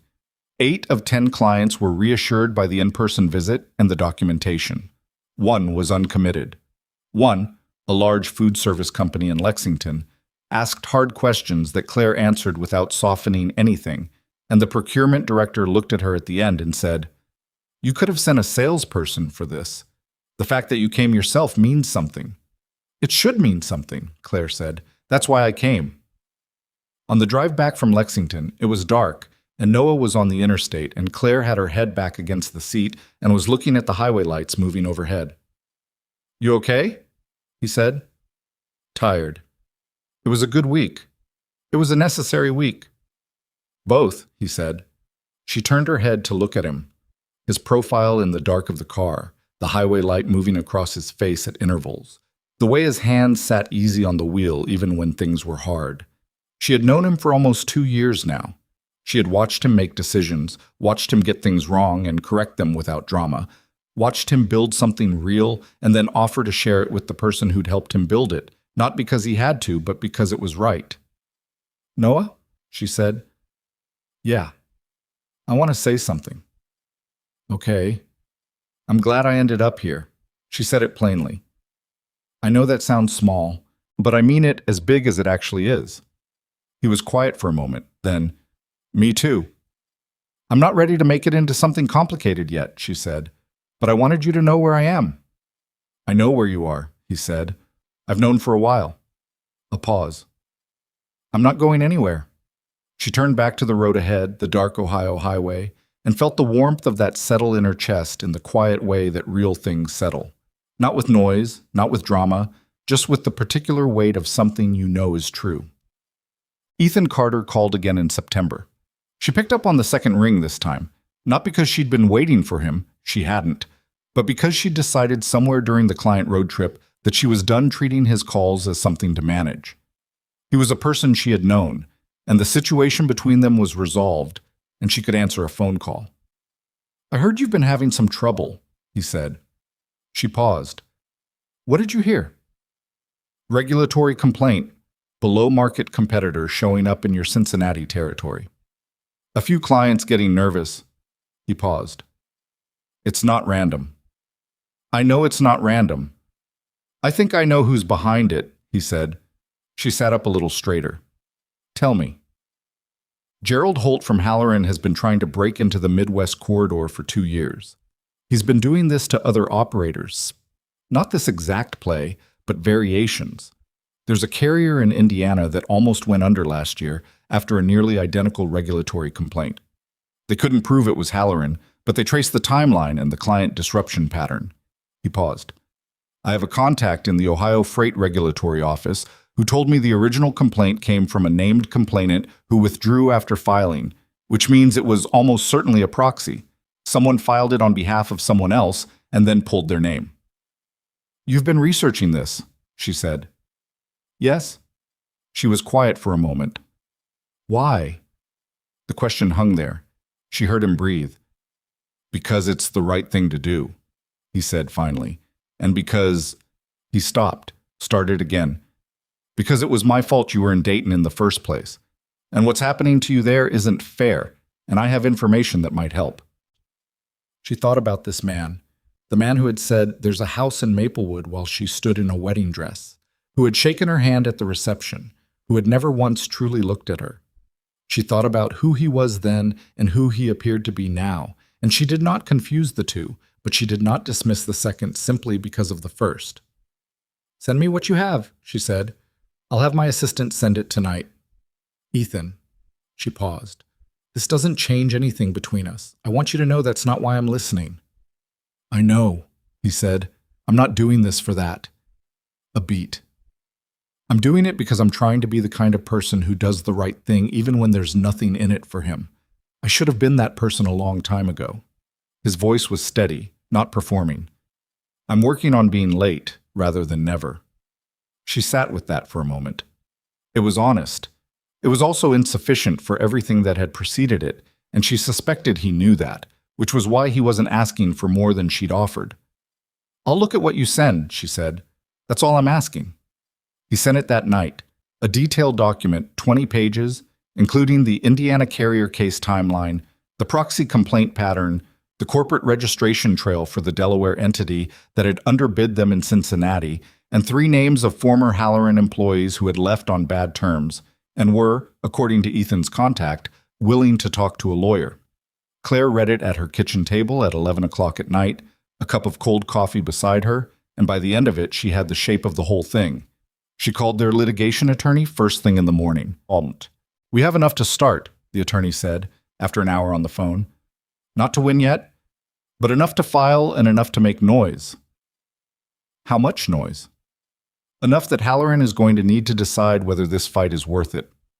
"Let's make sure it isn't," Claire said. She forwarded the document to Noah before the morning meeting with a single line. "Read this before you come in." He arrived 20 minutes earlier than usual, coat still on, and stood in her doorway with the look of a man who has seen the edges of a picture and now wants the center. "Ethan Carter sent you this," he said. "Yes." A pause. "Huh. I know. That's..." He thought about it. "That's a complicated situation." "It doesn't have to be," she said. "He did something decent. We use the information and we protect the company. That's all it needs to be." Noah looked at the document in his hand, then at her. "You're not... This doesn't make you want to..." "No," she said before he could finish the question. "No, it doesn't." He nodded once. The line of his shoulders relaxed in a way that was barely perceptible and entirely evident to someone who had been watching him for 2 years. "Okay," he said. "Then let's go use it." This is a completely fictional cinematic story created for entertainment purposes only. All characters, locations, organizations, and events are entirely fictional. The litigation attorney's name was Sandra Cho, and she had spent 17 years doing commercial litigation in Ohio with the particular disposition of someone who found corporate bad behavior personally offensive rather than professionally interesting. She was 51, direct, and had a habit of asking the same question twice if she didn't like the first answer. Not because she hadn't heard it, but because she wanted to know if it would change. She read Ethan's document in one sitting, called Claire that same afternoon, and said, "This is good. Not perfect, but good. The Delaware registration trail is the cleanest thread. The proxy complaint withdrawal is circumstantial but useful. The Indiana case gives us pattern evidence." A pause. "The former Halloran employees. Have you made contact?" "Not yet. I wanted your guidance first." "Smart. Don't contact them directly. I'll reach out through my office. If they're willing to give statements, I want it in a controlled environment where Halloran's lawyers can't later claim coercion or coaching." Another pause. "Who put this document together?" Claire hesitated one beat. "A source with industry contacts." "I'm going to need to know who eventually." "I know. When it's necessary." Sandra accepted that without pushing. "I'm filing a motion for preliminary discovery next week. That puts Halloran on notice that we're not sitting still, and it forces them to preserve documents. Anything they destroy after that filing is obstruction." "Good." "Claire." Sandra's voice shifted slightly. Not softer, but more deliberate. "This is going to get louder before it gets quieter. When we file, Halloran will respond. They may escalate. They may go after your reputation personally, not just the company. I've seen this play before." "I know. Do you have anything in your background they could use?" Claire thought about it honestly. The short marriage, the departure from a previous job, the divorce filing. None of it was a scandal by any reasonable measure, but she'd learned that reasonable measures weren't the only ones in play when someone was trying to create noise. "Nothing that would survive scrutiny," she said. "Everything survives scrutiny when someone's willing to pay for the story," Sandra said. "I'm not saying don't fight. I'm saying know what you're walking into." "I know what I'm walking into," Claire said. "File the motion." She told Noah that evening after the office had cleared. He was at his desk reviewing Q3 projections when she came in and closed the door, a habit they'd developed for conversations that needed containment, and laid it out. Sandra's assessment, the filing timeline, the warning about escalation. He listened without interrupting, which was still one of the things she valued most about him. Then he said, "What do you need from me?" "I need you to be the face of calm with the clients. If news of a legal action gets out before we've had a chance to brief our key accounts, I don't want the first impression to be that we're in trouble. I want it to be that we're defending what we built. I can do that. And I need you to trust me on the legal strategy even when it feels slow. I already trust you on everything else, he said. That's not the hard part. What's the hard part? He looked at her steadily. Watching you carry all of this and not being able to carry more of it myself. She felt that land somewhere specific, not uncomfortably, just precisely, the way a true thing lands. You carry more than you think, she said. You just don't make noise about it. He almost said something, didn't. She knew the shape of the thing he kept almost saying, and she knew they were both waiting for the right time to say it, and she thought, not for the first time, that the right time had probably already arrived and they were both just being careful for reasons that were becoming harder to justify. But the legal action was coming, and she needed her head clear, and so she set it aside for now with the practiced discipline of someone who had gotten good at sequencing things. Go home, she said. Get some sleep. Tomorrow's going to be a long day. You too. I will. She stayed another 40 minutes after he left, organizing the documentation files Sandra would need, and then she drove home through the Dayton dark and ate a bowl of cereal standing at her kitchen counter, and looked at the parking structure through her window, and thought about how strange it was that this view, this unremarkable, slightly ugly view of a concrete structure across a narrow street, had become something that felt like home. Sandra filed the motion on a Wednesday morning in mid-October. By Friday, the story had moved. Not in a major publication, not yet.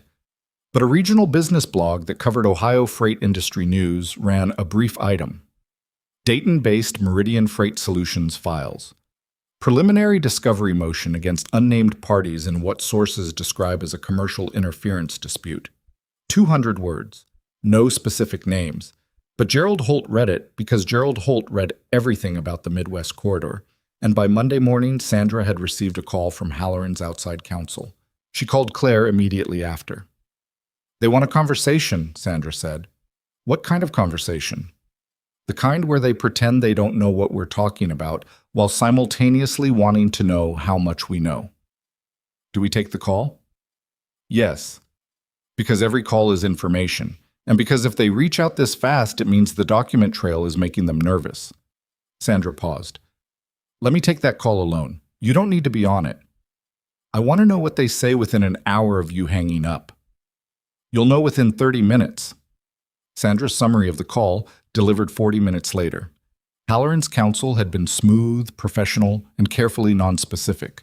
They had acknowledged knowing Meridian by name. They had suggested that industry competition sometimes created misunderstandings. They had floated the word mediation twice. They had not denied anything directly. Mediation is a stall tactic, Claire said. Yes and no, Sandra said. It can be, but it can also be a signal that they don't want this to go further. A pause. My read is that they knew the regulatory complaint was the kind of thing that could boomerang. They did it expecting you to either fold or not have the resources to fight back. They didn't expect you to have the documentation you have. So what do? We decline mediation for now, we continue discovery, and we let the pressure build a little longer. Sandra's voice had the quality of someone who was comfortable with patience as a strategic tool. Halloran is a bigger operation than you, but they're not clean. Nobody who does what they've been doing is clean. The more we pull, the more we'll find. Claire sat with this. Sandra, how long does this take? Full resolution? Could be 8 months, could be 18. These things don't move fast. We can't sustain client uncertainty for 18 months. Then we manage the narrative in parallel, Sandra said. Legal is one track, public is another. You and Noah should be talking to your industry contacts, being visible, letting people see that you're not in hiding. A pause. You've earned a reputation. Use it. Karen Tate called that same week, which was either good timing or Karen's particular brand of attentiveness. I heard about the filing, Karen said. Word travels fast. In this industry it does. Are you okay? We're fine. The company is solid. This is a fight we didn't start, but we're going to finish. Karen was quiet for a moment. I want to help. You don't need to, I know I don't need to. I want to. A pause. Halloran has been doing this to smaller operators for years, and nobody has had the resources or the patience to fight back. You have both. And you have documentation I assume is better than what anyone else has had. Another pause. I have industry relationships that might be useful. Former Halloran clients, people who've seen this pattern before. Would that help? Claire straightened at her desk. Yes, it would. I'll make some calls, Karen said. Quietly. I'll send you names and you pass them to your lawyer. Thank you, Karen. Don't thank me. Just win, Karen said. And there was something in her voice, a genuine investment, the voice of someone who had been watching the industry long enough to be tired of seeing the same bad plays succeed. Also, she added, I heard Halloran's Q3 numbers were soft. Their CFO has been trying to make noise about acquisitions to cover a revenue problem. That context might matter. It does, Claire said. It really does. She filed that away alongside everything else and thought, we are going to be okay. In November, one of the 3 former Halloran employees Sandra had identified agreed to give a formal statement. His name was Dennis Farrow, and he had been Halloran's regional operations manager for the Midwest Corridor for 4 years before leaving 9 months ago. He was 53, heavy-set, with the voice of a man who had been holding something uncomfortable for a long time and was relieved to put it down. Sandra briefed Claire on the statement content. Dennis had direct knowledge of the practice of using proxy filers for regulatory complaints against competitors. He had been present at 2 internal meetings in which the strategy was discussed. He had the name of the person who had filed the complaint against Meridian, a law firm associate who had filed it as a professional service to Halloran, billing it as competitive analysis consulting. He also had documentation of the Delaware shell company's founding, internal Halloran emails he had retained legally when he'd left the company. Is he credible? Claire asked Sandra. He left voluntarily and documented the reason in writing. He disagreed with the direction the company was taking. No disciplinary record, no financial stake in our outcome. Sandra paused. He's credible. What does he want in return? Nothing, as far as I can tell. He seems to just want it on the record. Claire thought about Dennis Farrow, a man she'd never met, who had watched something wrong happen from the inside and had the integrity to walk away from it, and the courage to eventually say so. She thought about how most of the people who helped you through the hardest stretches of your life were strangers until they weren't. Thank him for me, she said to Sandra. Tell him it matters. What? December arrived with the particular quality of a year winding down that had been harder than it looked from the outside. The company's numbers were still strong. The sustained client relationships and the distributor partnership had insulated Meridian from the worst effects of the Halloran campaign, but the stress had accumulated in ways that Claire felt in her body rather than her spreadsheets. She was sleeping less easily than she had in the summer. She was shorter-tempered with small irritations in a way she recognized and didn't fully like in herself. She and Noah had their first real argument in December. Not a disagreement, which they had often and productively, but an actual argument, the kind where something underneath the surface topic is trying to come out and takes the wrong door. It started over a client communication he'd sent without showing her first.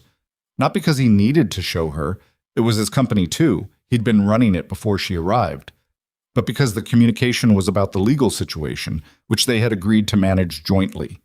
She walked into his office with the email printout and said, "You sent this without looping me in." He looked up. It was a straightforward reassurance note. It mentioned the timeline. It mentioned a general timeline, which I hadn't agreed to communicate yet. He put his pen down. I know this client. I've known him for 4 years. He called me. I responded. Noah. We agreed. I know what we agreed. I made a judgment call. It was the right one. She looked at him. The right one, said with a certainty that had an edge to it. The edge of someone who was tired of feeling like decisions in his own company required clearance. She heard it. She recognized it. I'm micromanaging this, she said. Not a question. He held her gaze. A little, yeah. She set the printout on his desk. She breathed once. It comes from fear, she said, not as an excuse. When things feel out of control outside, I over-control what's inside. I know I do that. He was quiet for a moment, then, I know that too. I've seen it before. A pause. It's okay that you do it. It's less okay when it gets between us. Between us. The phrase sat there with its full weight, both the professional meaning and the other one, the one they still hadn't fully named. I'll back off the client communications, she said. You know the relationship better than I do. And I'll loop you in before sending anything that touches the legal situation.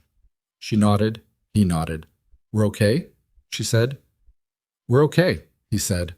And then, with the slight roughness of someone saying the thing they've been holding, we're more than okay, Claire. He stopped, started again. We should probably have a conversation that isn't about the company at some point. I know, she said. Soon. Yeah, she said. Soon. She picked up the printout and walked back to her office and sat at her desk and stared at the carrier report she'd been in the middle of and could not focus on a single line of it for 3 full minutes.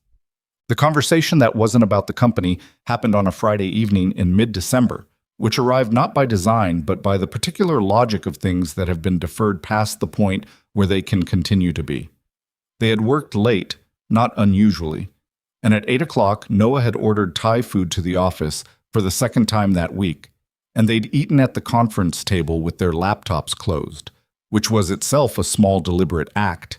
And somewhere between the second container of Pad C YBW and the point where the office building had gone fully quiet around them, Noah looked at her and said, Can I say something?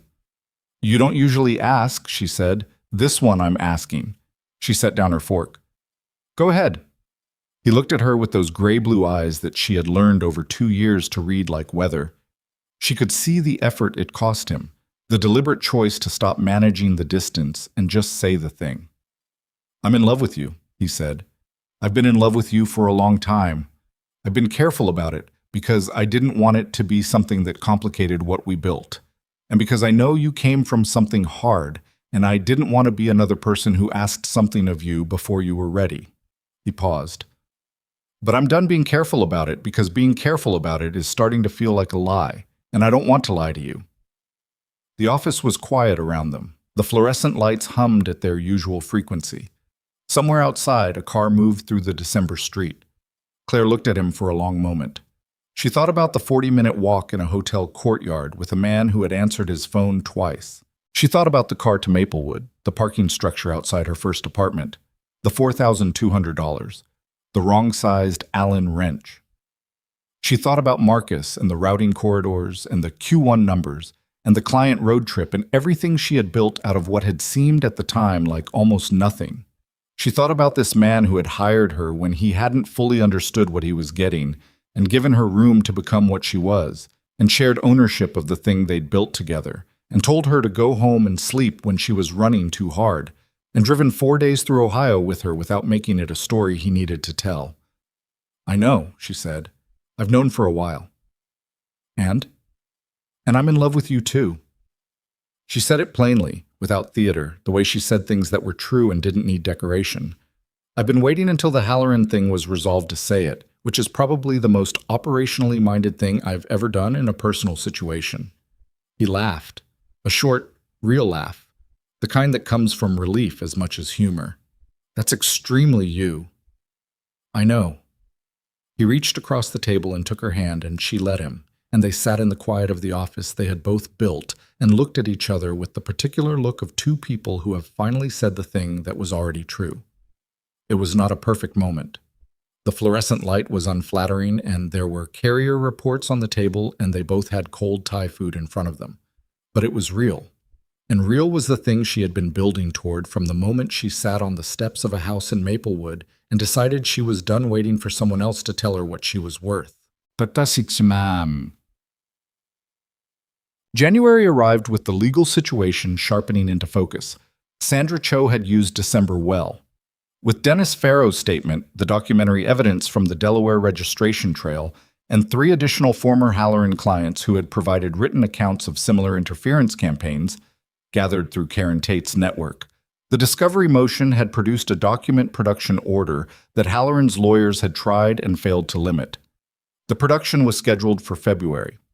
Gerald Holt, meanwhile, had gone quiet in the particular way of people who know that motion is happening around them and have calculated that silence is the safer posture. His LinkedIn activity, which Claire had been monitoring with the same detachment she brought to carrier performance data, had shifted from industry thought leadership posts to nothing for 6 weeks. "He's lawyered up and been told to stop talking," Sandra said. "That's a good sign. Or he's planning something." "Also possible, but the document production is going to tell us a lot. Once we have their internal communications, we'll know the shape of what we're dealing with." In February, the production arrived. 4,000 documents, which Sandra and her team spent 2 weeks processing. Claire didn't see most of it directly. That was Sandra's work. But the summary call in late February was the clearest picture they'd had. "There are internal emails," Sandra said, "referencing Meridian by name, referencing you by name, and outlining a 3-phase competitive interference strategy. Phase 1 was the regulatory complaint. Phase 2 was the below-market shell company in Cincinnati. Phase 3, a pause. Phase 3 was more personal." Meaning what? "There are emails about commissioning a background investigation on you individually, looking for anything usable. Personal history, prior employment, the marriage and divorce." Sandra's voice was level. "They didn't find anything that would survive scrutiny, as you predicted. But the fact that they tried and documented it internally is going to be significant." Claire sat very still. She had known this was a possibility.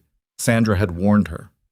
Still, sitting there knowing that someone had paid someone else to go through her life looking for a weapon was a particular kind of violation that didn't become less uncomfortable for being anticipated. "They went after me personally," she said. "Yes. And documented it.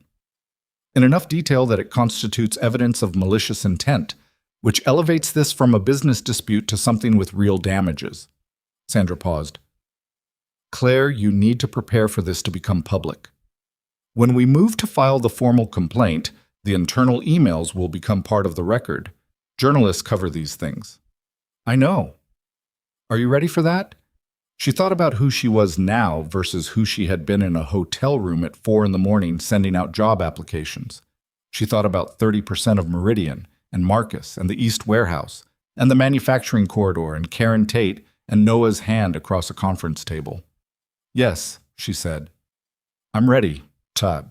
The formal complaint was filed in March, and it was picked up by 3 industry publications within 48 hours and 1 regional business newspaper within the week. The coverage was factual and, for the most part, fair. A Dayton logistics company had filed a commercial interference complaint against Halloran Logistics, alleging a coordinated campaign involving a fraudulent regulatory complaint, predatory pricing through a shell company, and a personally targeted background investigation. Meridian's phone lines were busy for 2 days. Clients calling to express support, industry people calling to ask questions, 2 journalists requesting comment. Claire handled each one with the same measured clarity she'd used in the client road trip. "Here are the facts. Here is our position. We are not hiding. We are not afraid." Noah handled the ones she was too tired to handle on the 3rd day, which she allowed without discussion because they had gotten good at that, knowing when the other person needed cover without making it a request. The response from Halloran came 8 days after the filing, and it was not what Claire had expected. Gerald Holt resigned. Not publicly. There was no statement. His name simply disappeared from Halloran's website, and his assistant, when Sandra's office called to serve a deposition notice, said that Mr. Holt was no longer with the company. Halloran's new interim CEO, a woman named Patricia Vance, who had been the company's COO, released a statement saying that Halloran was conducting an internal review of certain competitive practices and was committed to resolving outstanding disputes professionally. "That's a surrender flag," Sandra said. "Is it binding?" "Not yet, but it's a signal. Patricia Vance didn't build that company. She inherited the pieces that are still working. She doesn't have Holt's ego invested in this fight." Sandra paused. "I expect a settlement conversation within the month." "What do we want from a settlement?" "What do you want?" Claire thought about it. Not the money. The money was almost secondary. What she wanted was the thing that couldn't be undone. The public record. The documentation that what had happened and had been wrong. I want an acknowledgement, she said, in writing, that the campaign was conducted, that it was improper, and that Meridian's reputation was unfairly targeted. I want it on the record. She paused. And I want it to be the kind of record that the Indiana carrier and anyone else Halloran did this to can point to. That's unusual to get in a settlement.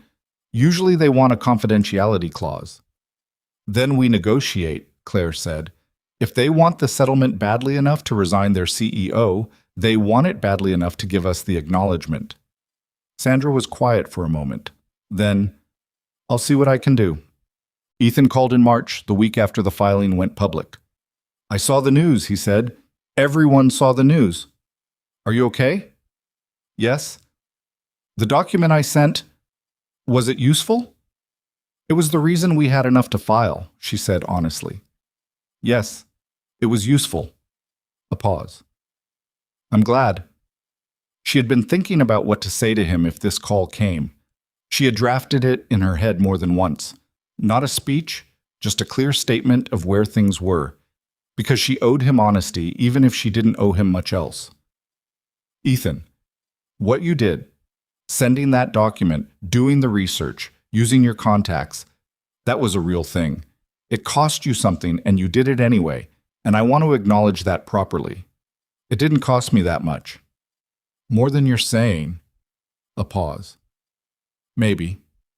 I know you want more than that acknowledgement, she said. Not unkindly. And I want to be clear with you about something, because I think you deserve clarity over kindness. She paused. There is someone in my life. It's serious. What we had, what was supposed to be what we had, is fully behind me, and not because I'm punishing you for what happened. I'm not. I genuinely believe you've changed in the ways that matter. But what I have now is real in a way that what we had never was, and I'm not going to pretend otherwise. The silence on his end was long enough that she counted it. Is it the guy from Meridian? He said finally. Yes. Another silence. Is he good to you? She thought about Noah across a conference table in the dark of an empty office. Yes. He's very good to me. Then that's what matters, Ethan said. And she heard it. Not performance, not nobility performed for an audience. Just a man saying the true thing because he'd finally learned to do that. I'm happy for you. I mean that. I believe you, she said. Claire, he paused. For what it's worth, I hope you know that what happened wasn't about you. Not really. I was running the life my father ran, the way he ran it, and you were collateral damage in a pattern I hadn't examined yet. A pause. That's not an excuse. It's an explanation. You deserved someone who looked at you. I found that, she said simply. I know. A beat. Take care of yourself. You too. She hung up and sat at her desk in the March afternoon light and felt the particular quiet of a chapter that had genuinely closed, not slammed, not locked, just closed with the soft finality of something that had run its full length and ended where it was supposed to end. She was 30 years old. She owned 30% of a company that was in the middle of a legal fight it was going to win. She was in love with a man who drove through Ohio with her without making it a story and told her the true thing, even when the true thing was complicated. She had started from a hotel room at 4 a.m. with $4,200 and a wrong-sized Allen wrench. She picked up her phone and sent Noah a text. Still at office. Come find me when you're done. His reply came in under a minute. On my way.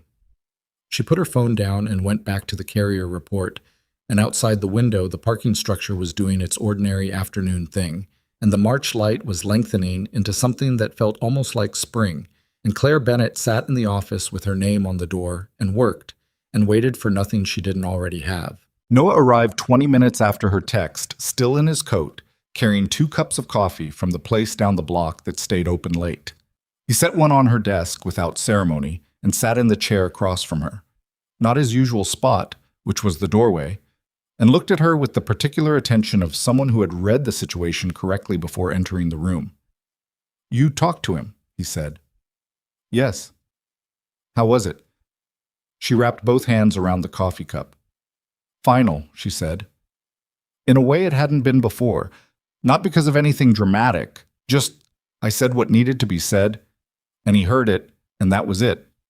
Noah nodded slowly. He didn't ask what she'd said about him. She appreciated that. The absence of the insecure question, the trust implicit in not needing to audit the conversation. The settlement conversation is coming, she said. Sandra thinks within the month. After they pushed Holt out? Yes. The new interim CEO doesn't have the same investment in the fight. She's cleaning up a mess she didn't make. He held his coffee. What do you want the settlement to look like? I want the acknowledgement on the record. I want it documented publicly enough that anyone else they've done this to can point to it. She paused. And I want it to mean something beyond us. The Indiana carrier almost went under. There are probably others we don't know about yet. Noah looked at her in that steady way. You know, a settlement is going to have Halloran's lawyers fighting the public acknowledgement clause harder than anything else. I know. So we may have to decide between money and the record. Then we take the record, she said without hesitating. He almost smiled. I figured you'd say that. You would say the same thing. Yeah, he said. I would.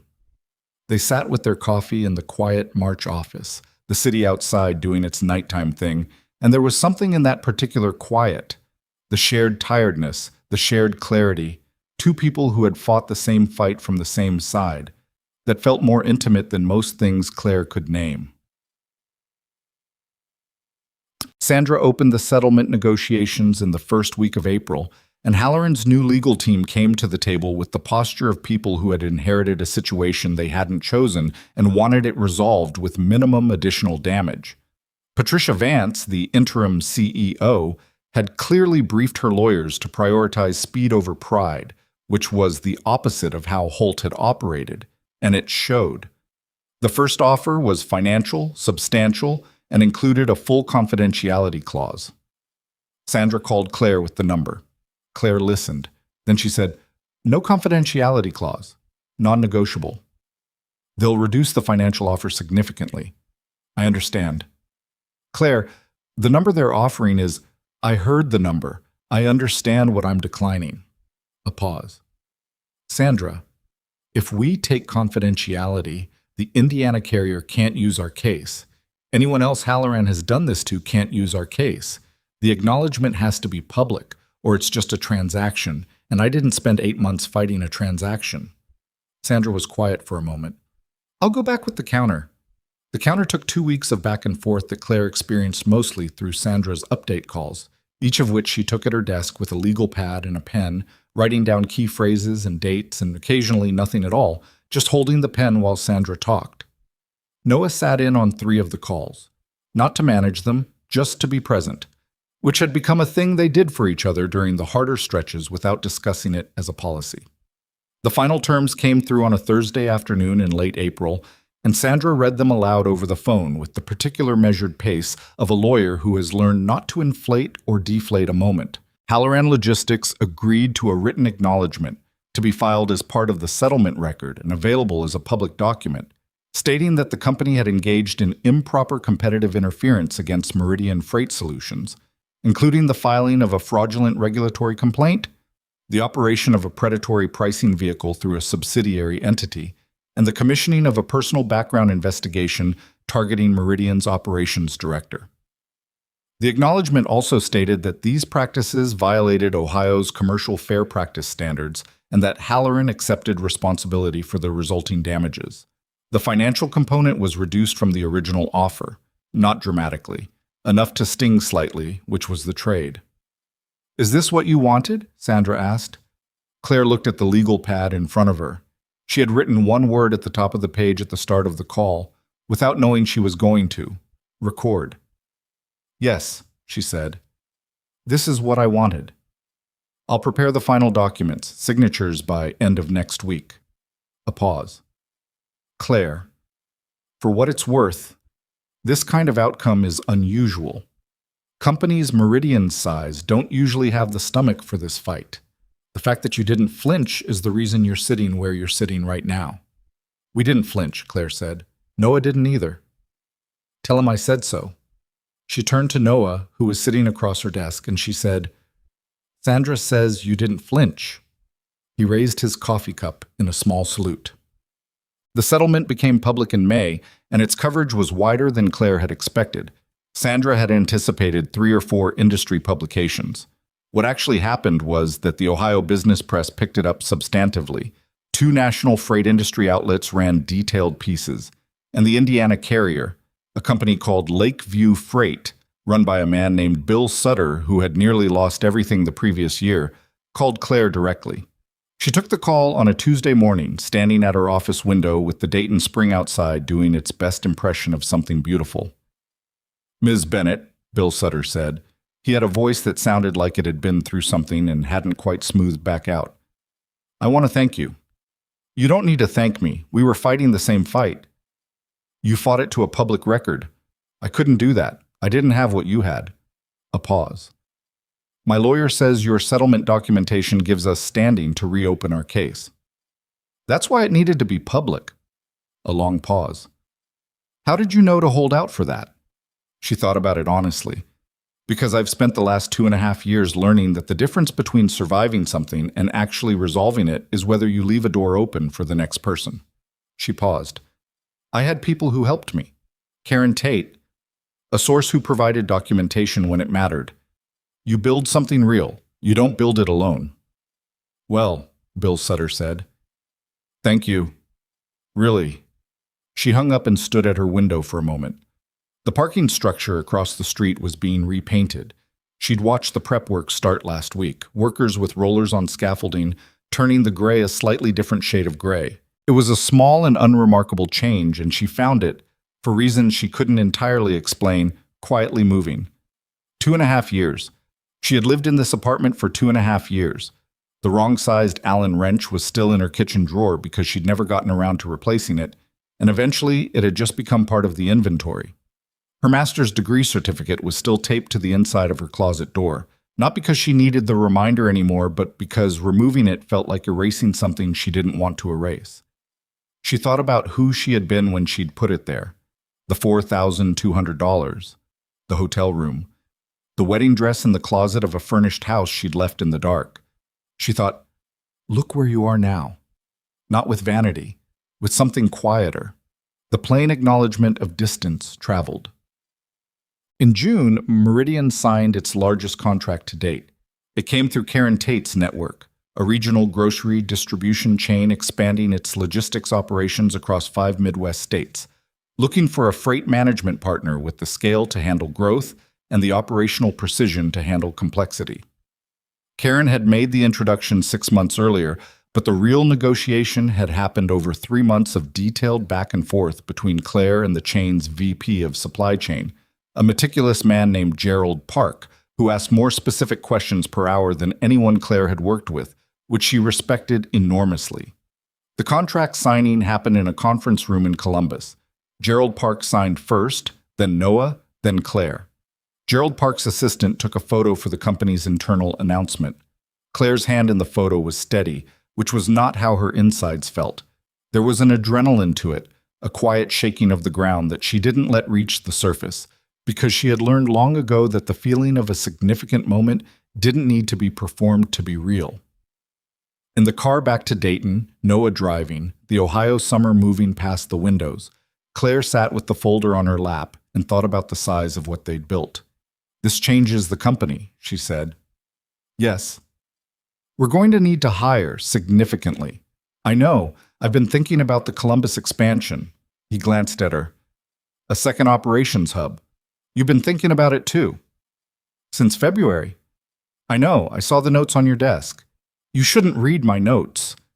They were on the top of a pile you left open in the conference room." She looked out the window. "Columbus makes sense as a hub, geographic center of the corridor, better access to the eastern accounts. It also means you'd be there a lot," he said. "Not as an objection, just as an observation." "We'd both be there a lot," she said. He was quiet for a moment. Then, "We should probably talk about what that looks like, personally." She turned to look at him. His profile in the afternoon light, the tiredness around his eyes that was less than it used to be, the way his hands sat easy on the wheel. "Are you asking if we're building a life together?" she said. "I'm asking where you see this going." She thought about it honestly, which was the only way she knew how to think about things that mattered. She thought about who she had been when she arrived in Dayton. Not broken, exactly, but incomplete in some fundamental way, missing the knowledge of herself that only came from testing yourself against real things.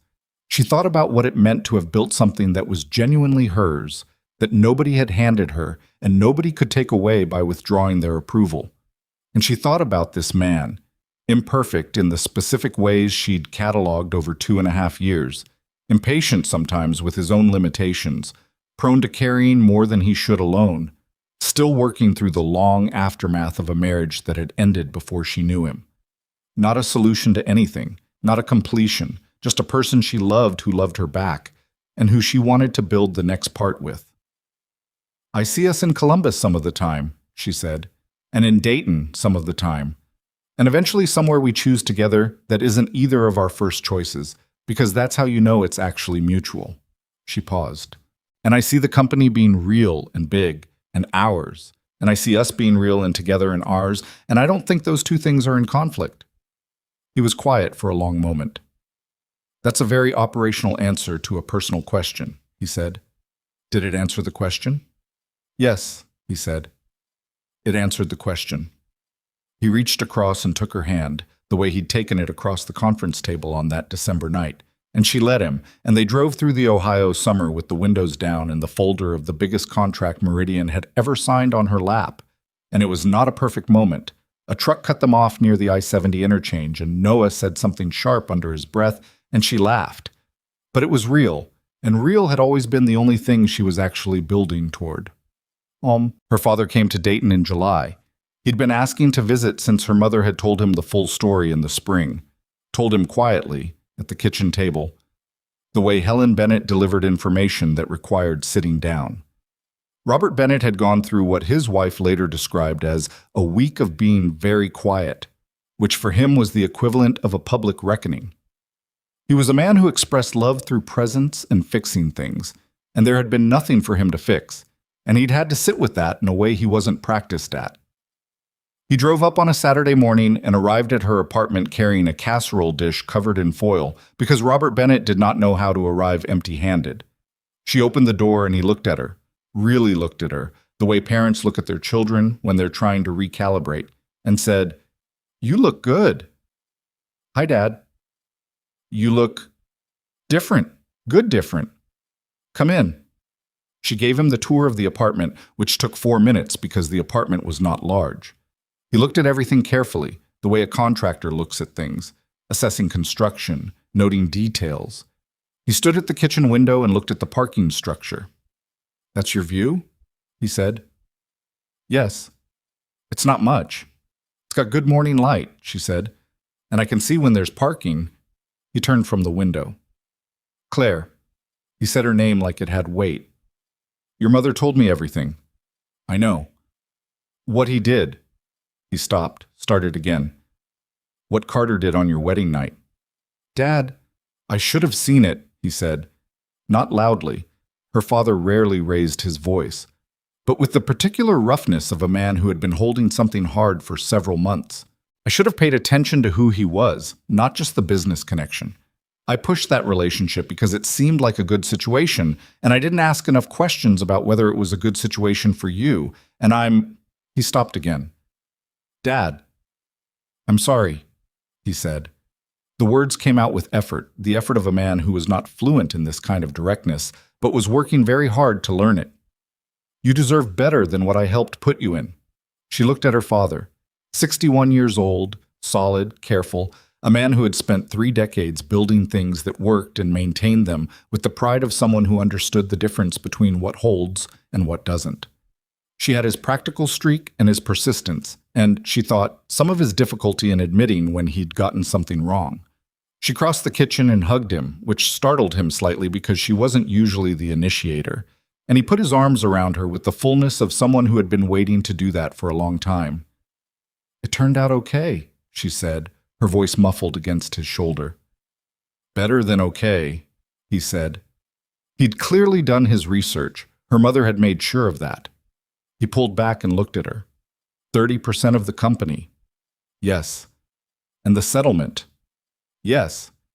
He shook his head slowly, not in disbelief, but in a kind of wondering pride that he didn't have vocabulary for, and so expressed through silence. Then, can I see the office? She took him to Meridian that afternoon. It was a Saturday, so the building was mostly empty, but Marcus was in. Marcus was always in on Saturdays, which was something she'd stopped trying to address. And he shook Robert Bennett's hand with the particular warmth of someone who knew the weight of the introduction.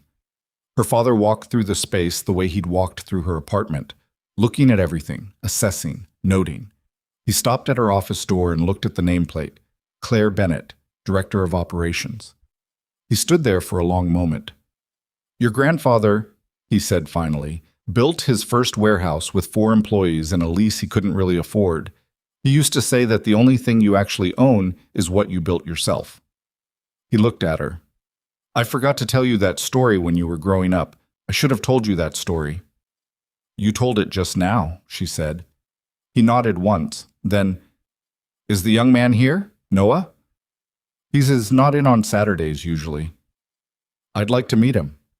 I know, you will. He met Noah the following weekend at dinner at a restaurant Claire had chosen carefully. Not fancy enough to feel like a performance, nice enough to feel like it mattered. Her father was quiet through the first part of dinner in the way he was quiet when he was observing rather than disengaging. And Noah, to his credit, didn't fill the silence with overclaiming. He talked about the company honestly, what it had been, what Claire had done to it, where it was going, and he talked about Claire with the directness of someone who had nothing to hide about how he felt. At some point, her father asked, What do you think she needs from a partner? Claire said, Dad, but Noah answered without blinking. Room, he said. She needs room to be exactly who she is, and someone who shows up at the same pace she does. He paused. I try to do both of those things. I'm better at it some days than others. Her father looked at him for a moment, then at Claire. Then he picked up his glass and said, Good answer. It was not an effusive blessing. It was Robert Bennett, which was the same thing. But Ethan Carter remarried the following year. Claire found out through a brief industry mention. A Columbus business publication that covered his company's newest development project included a personal note at the end about his recent marriage to a woman named Susan Hargrove, an architect he'd met through the Cleveland project. The article described him as having spent the past 2 years restructuring both his company and his personal approach to leadership. Claire read the item once, put her phone down, and did not think about it for the rest of the day. That was not coldness. It was completion. She wished him nothing bad. She also felt, entirely and without conflict, that the story of Ethan Carter was a chapter that had ended at the right time and led to the right next thing, not just for her, but probably for him. Some relationships end because someone is a villain. Others end because 2 people were simply wrong for each other at a stage of their lives when neither of them knew enough about themselves to choose better. That was closer to the truth of it, and truth, Claire had learned, was almost always more useful than a simpler story. Meridian Freight Solutions opened its Columbus operations hub in September, 2.5 years after Claire had walked into a second-floor office in a part of Dayton that had been trying to reinvent itself. The opening was not a ceremony. Neither she nor Noah were people who needed ceremonies for things.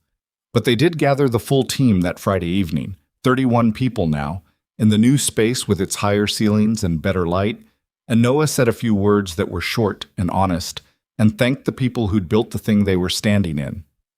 Then Claire said a few words, and the few words were about what she'd learned, because she thought that was more useful than celebration. She said, The hardest thing isn't building something. The hardest thing is staying honest about what you're actually building while you're building it. Performing success is easy. Performing confidence is easy.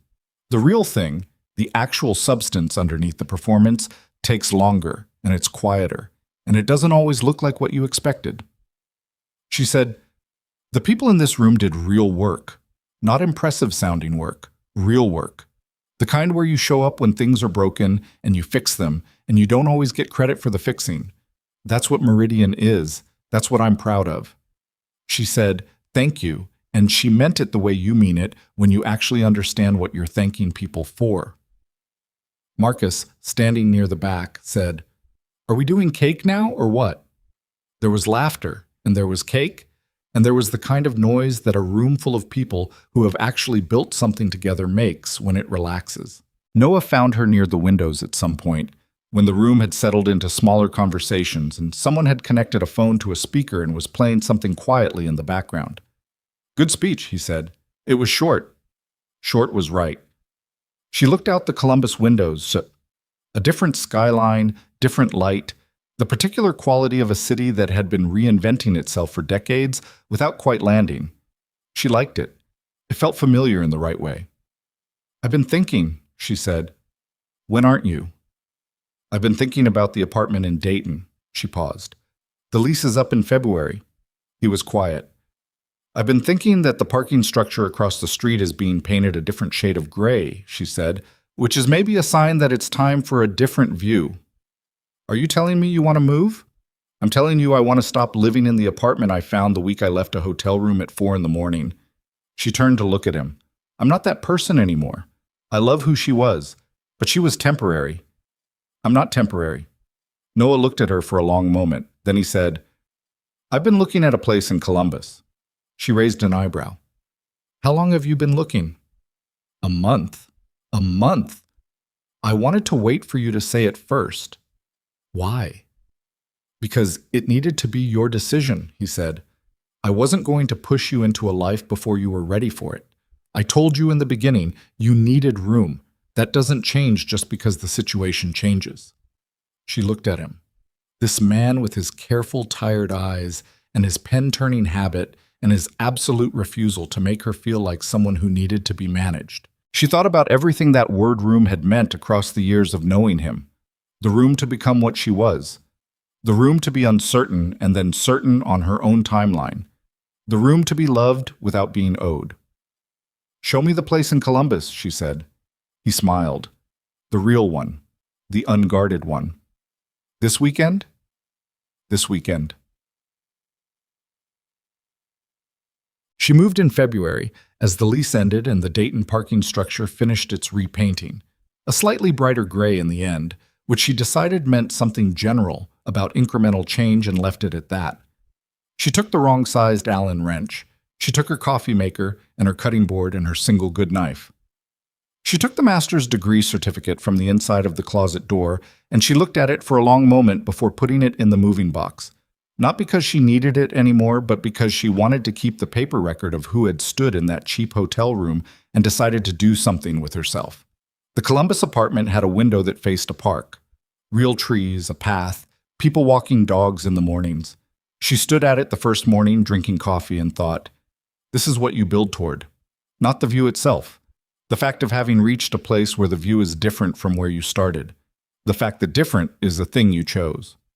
Noah was in the kitchen behind her, doing something badly with eggs. He was a worse cook than he was willing to admit. And she could hear him muttering something under his breath. And the coffee was good, and the light through the park trees was the particular pale gold of a February morning that has decided to try.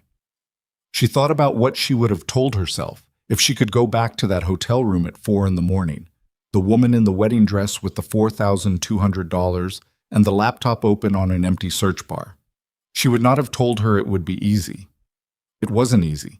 It was hard in the specific ways that things are hard when you are starting from almost nothing and building towards something you can't fully see yet, when every step forward is made without the assurance that the ground will hold.